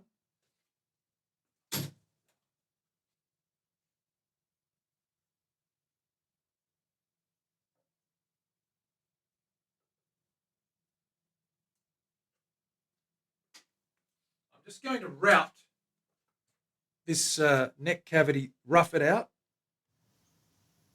And when we finish roughing that out, we're going to put some frames up here and some template straight edges, and we're going to just get that pocket and fit this guy and make sure it's fitted nicely. I'm going to double check something before I route the edges. Just want to make sure this guy is dead straight. It's pretty straight as far as lining that guy up looked lined up pretty well. I got it right first time. I've got the edges marked there. That looks pretty good right there. If we say that's the edges, yep. And if I line that guy up with a straight edge, I'll make sure I've got that marked correctly and square. Where is that straight edge? I've got shite everywhere. Here it is, hanging up where I put it away. If I line that up, down the center line of the neck, it pretty much marches on down to the center of the body. That's straight, that's dead straight. So that's good, we've marked that out correctly. So we're good to route. Okay, let's get some safety gear on and let's route this clean before we do those edges. Whew.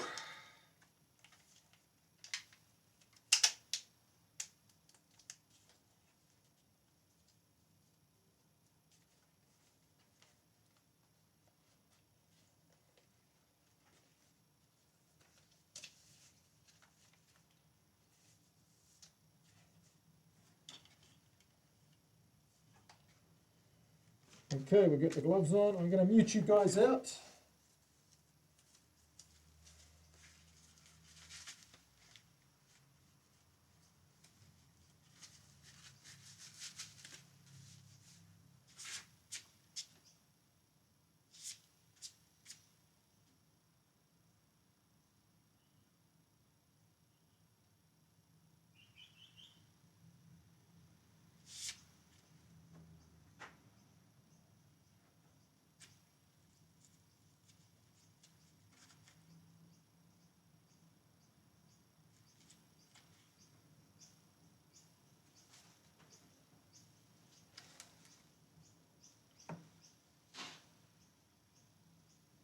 Mute you out.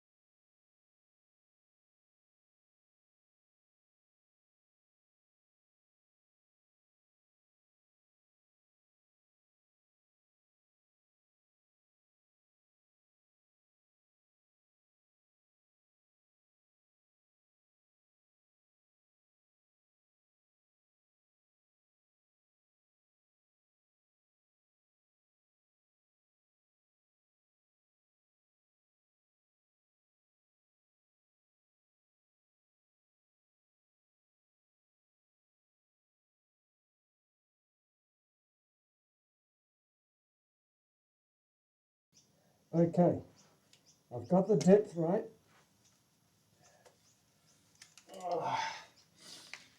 I've got the depth right. Now what I need to do is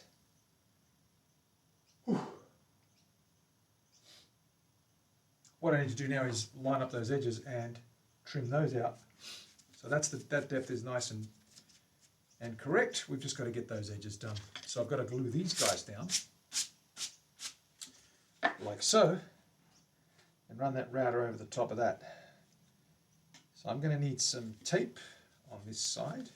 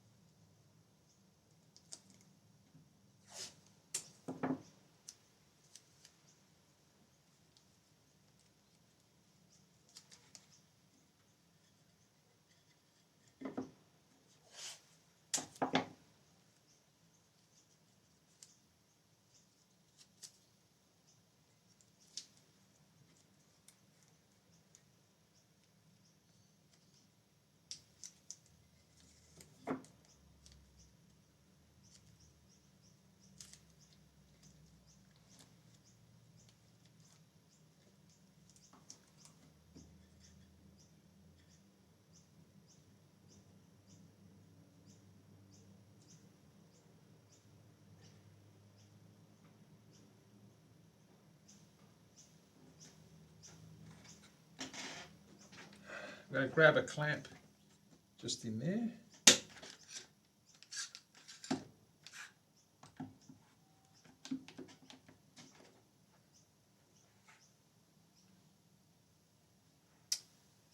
I'm going to do this side first.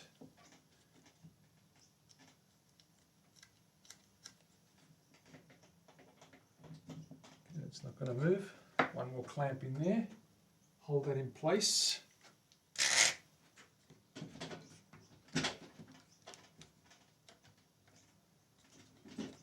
Okay. Get this guy sitting up here.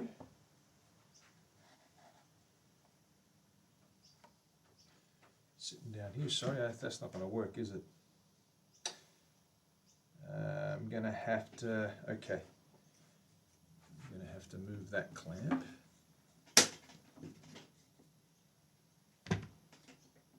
And not worry about it. I'm just going to use down pressure. Okay, and I can go to there.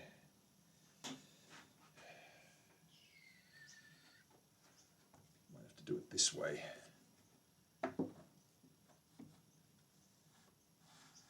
Yep. Okay. So I've got to bring that down. Now get the height right.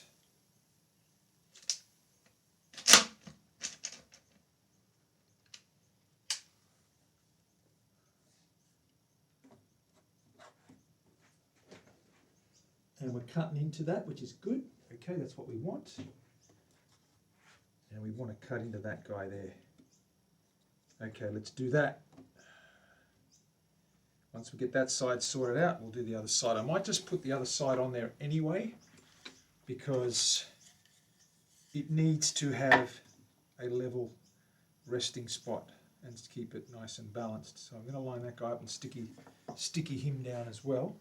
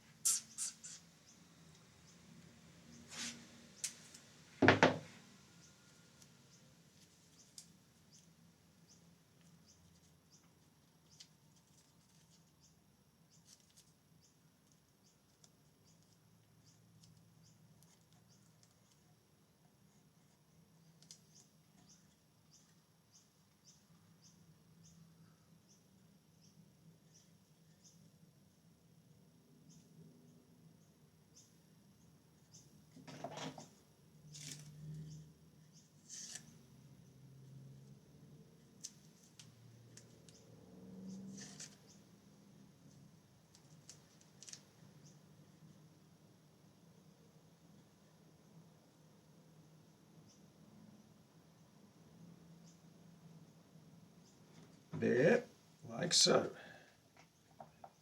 Okay.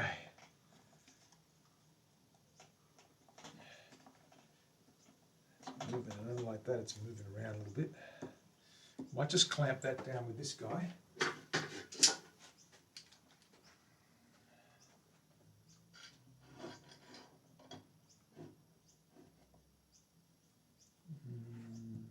Trying to get that. Let's clamp this end down first. Okay, at the moment it doesn't matter because I just need to rest this guy on there like that. So at the moment I can do that side. Okay, that edge is ready to go. Let's do that edge first and we'll worry about this guy later. Okay. Safety gear. Back we go with the safety gear. Put that back on.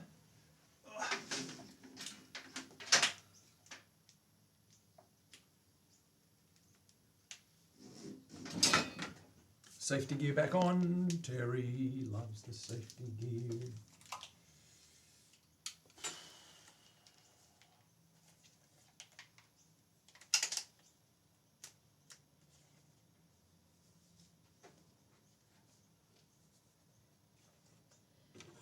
All right. Going to mute you guys out again.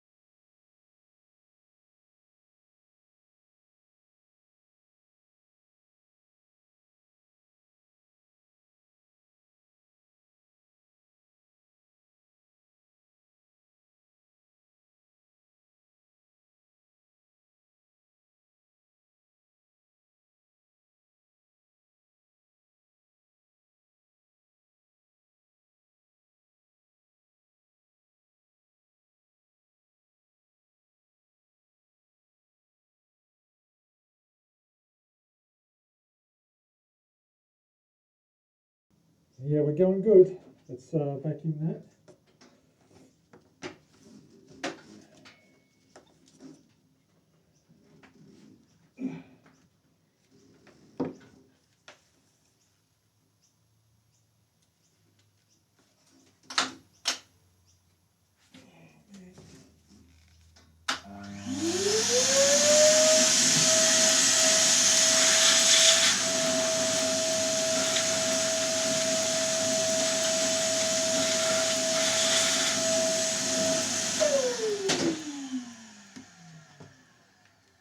Now we need one across this way.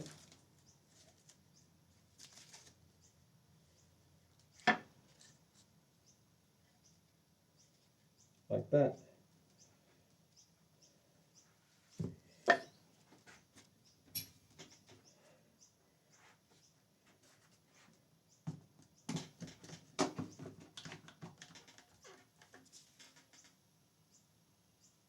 Right there.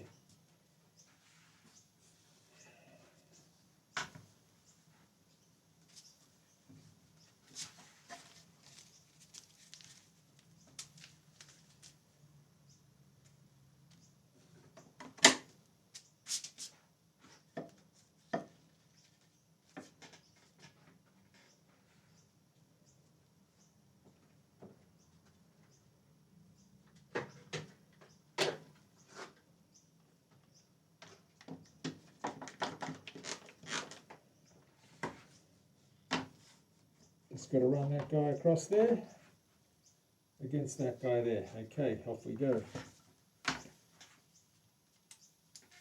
Plug that in.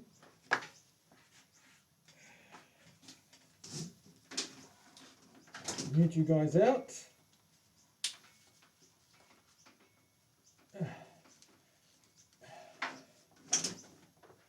Mute you guys out, and we'll do the one cut.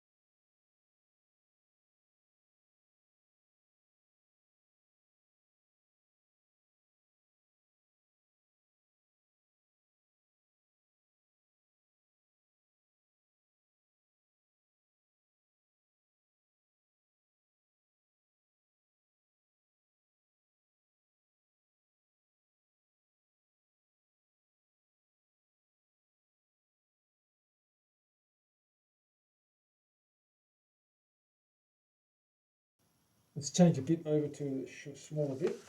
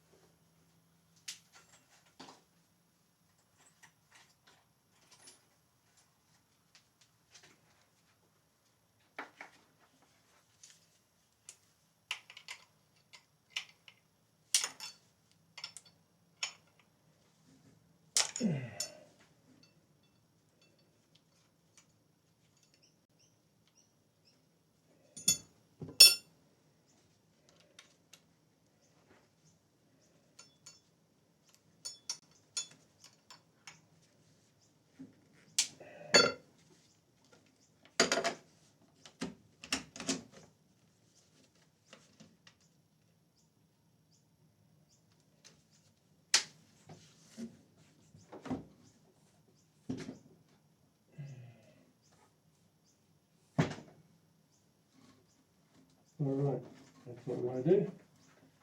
Let's give that a go. Let's see how we go.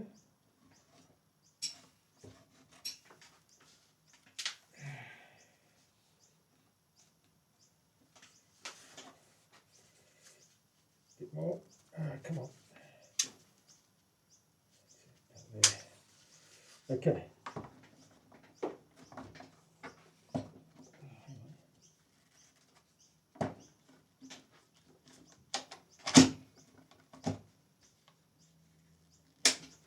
Right, we're good to go. Let's finish this off.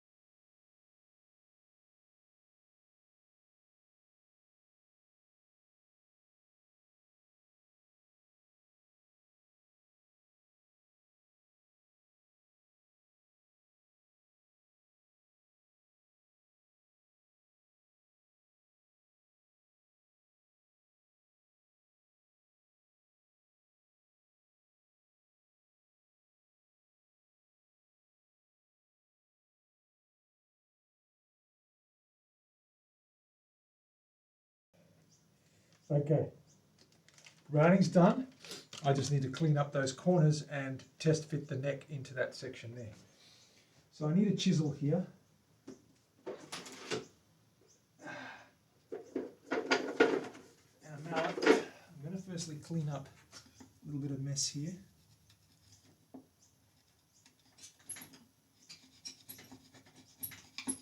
A little bit of fibre. Didn't get cut out, that's good now, it's nice and flat. Got to clean this up here. Grab a wider blade, this guy here. Can you guys see that okay?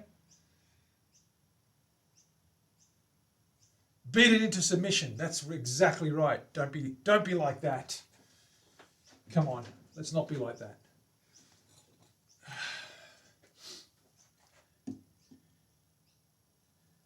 So cut these corners out.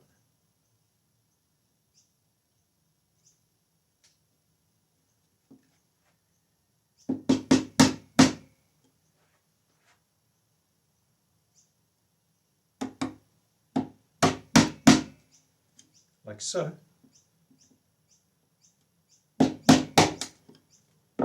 Wonderful. Clean as a whistle, as they say.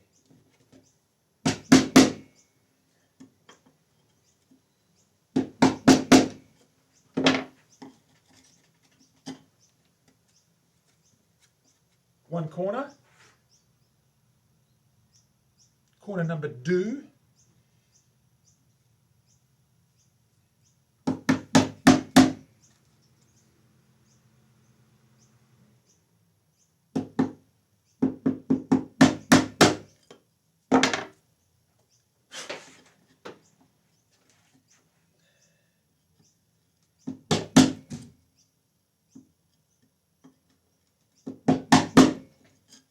There we go.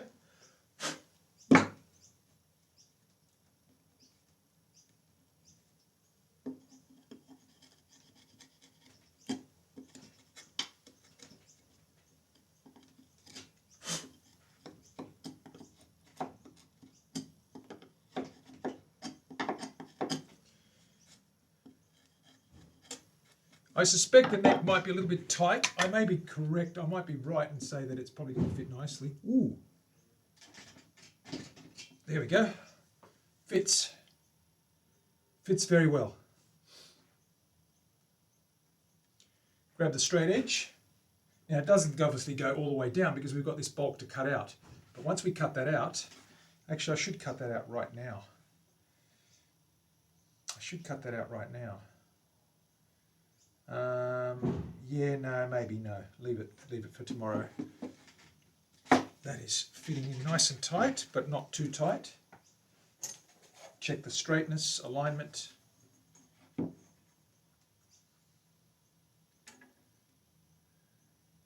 Needs to tilt a little bit. We can actually bend that back a bit. There's a little bit of play there.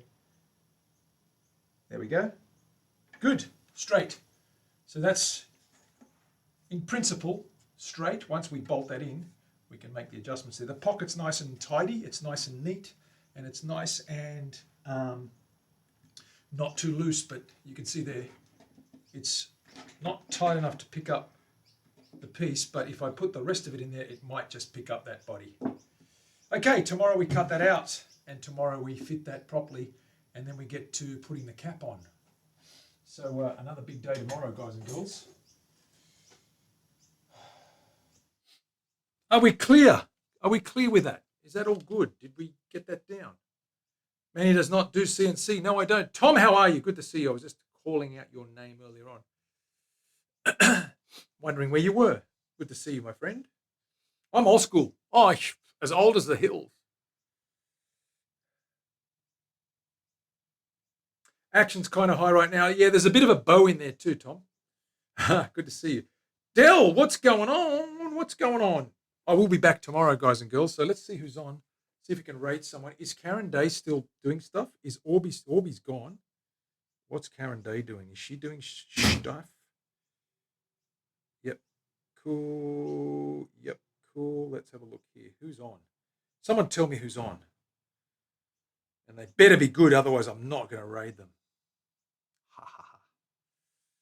Glow stick's on. Australis TV is on. What's he doing? No, he's doing other stuff. Is there anyone that we like? No. Okay. Let's just leave it there. I won't do it today. I'll be back tomorrow, guys. Same time, same bat channel. See you then. Take it all easy. And I'll be back then, and I expect to see you as well. So make sure you come in and not miss out on the next stage of this guy. Talk to you later. Bye for now.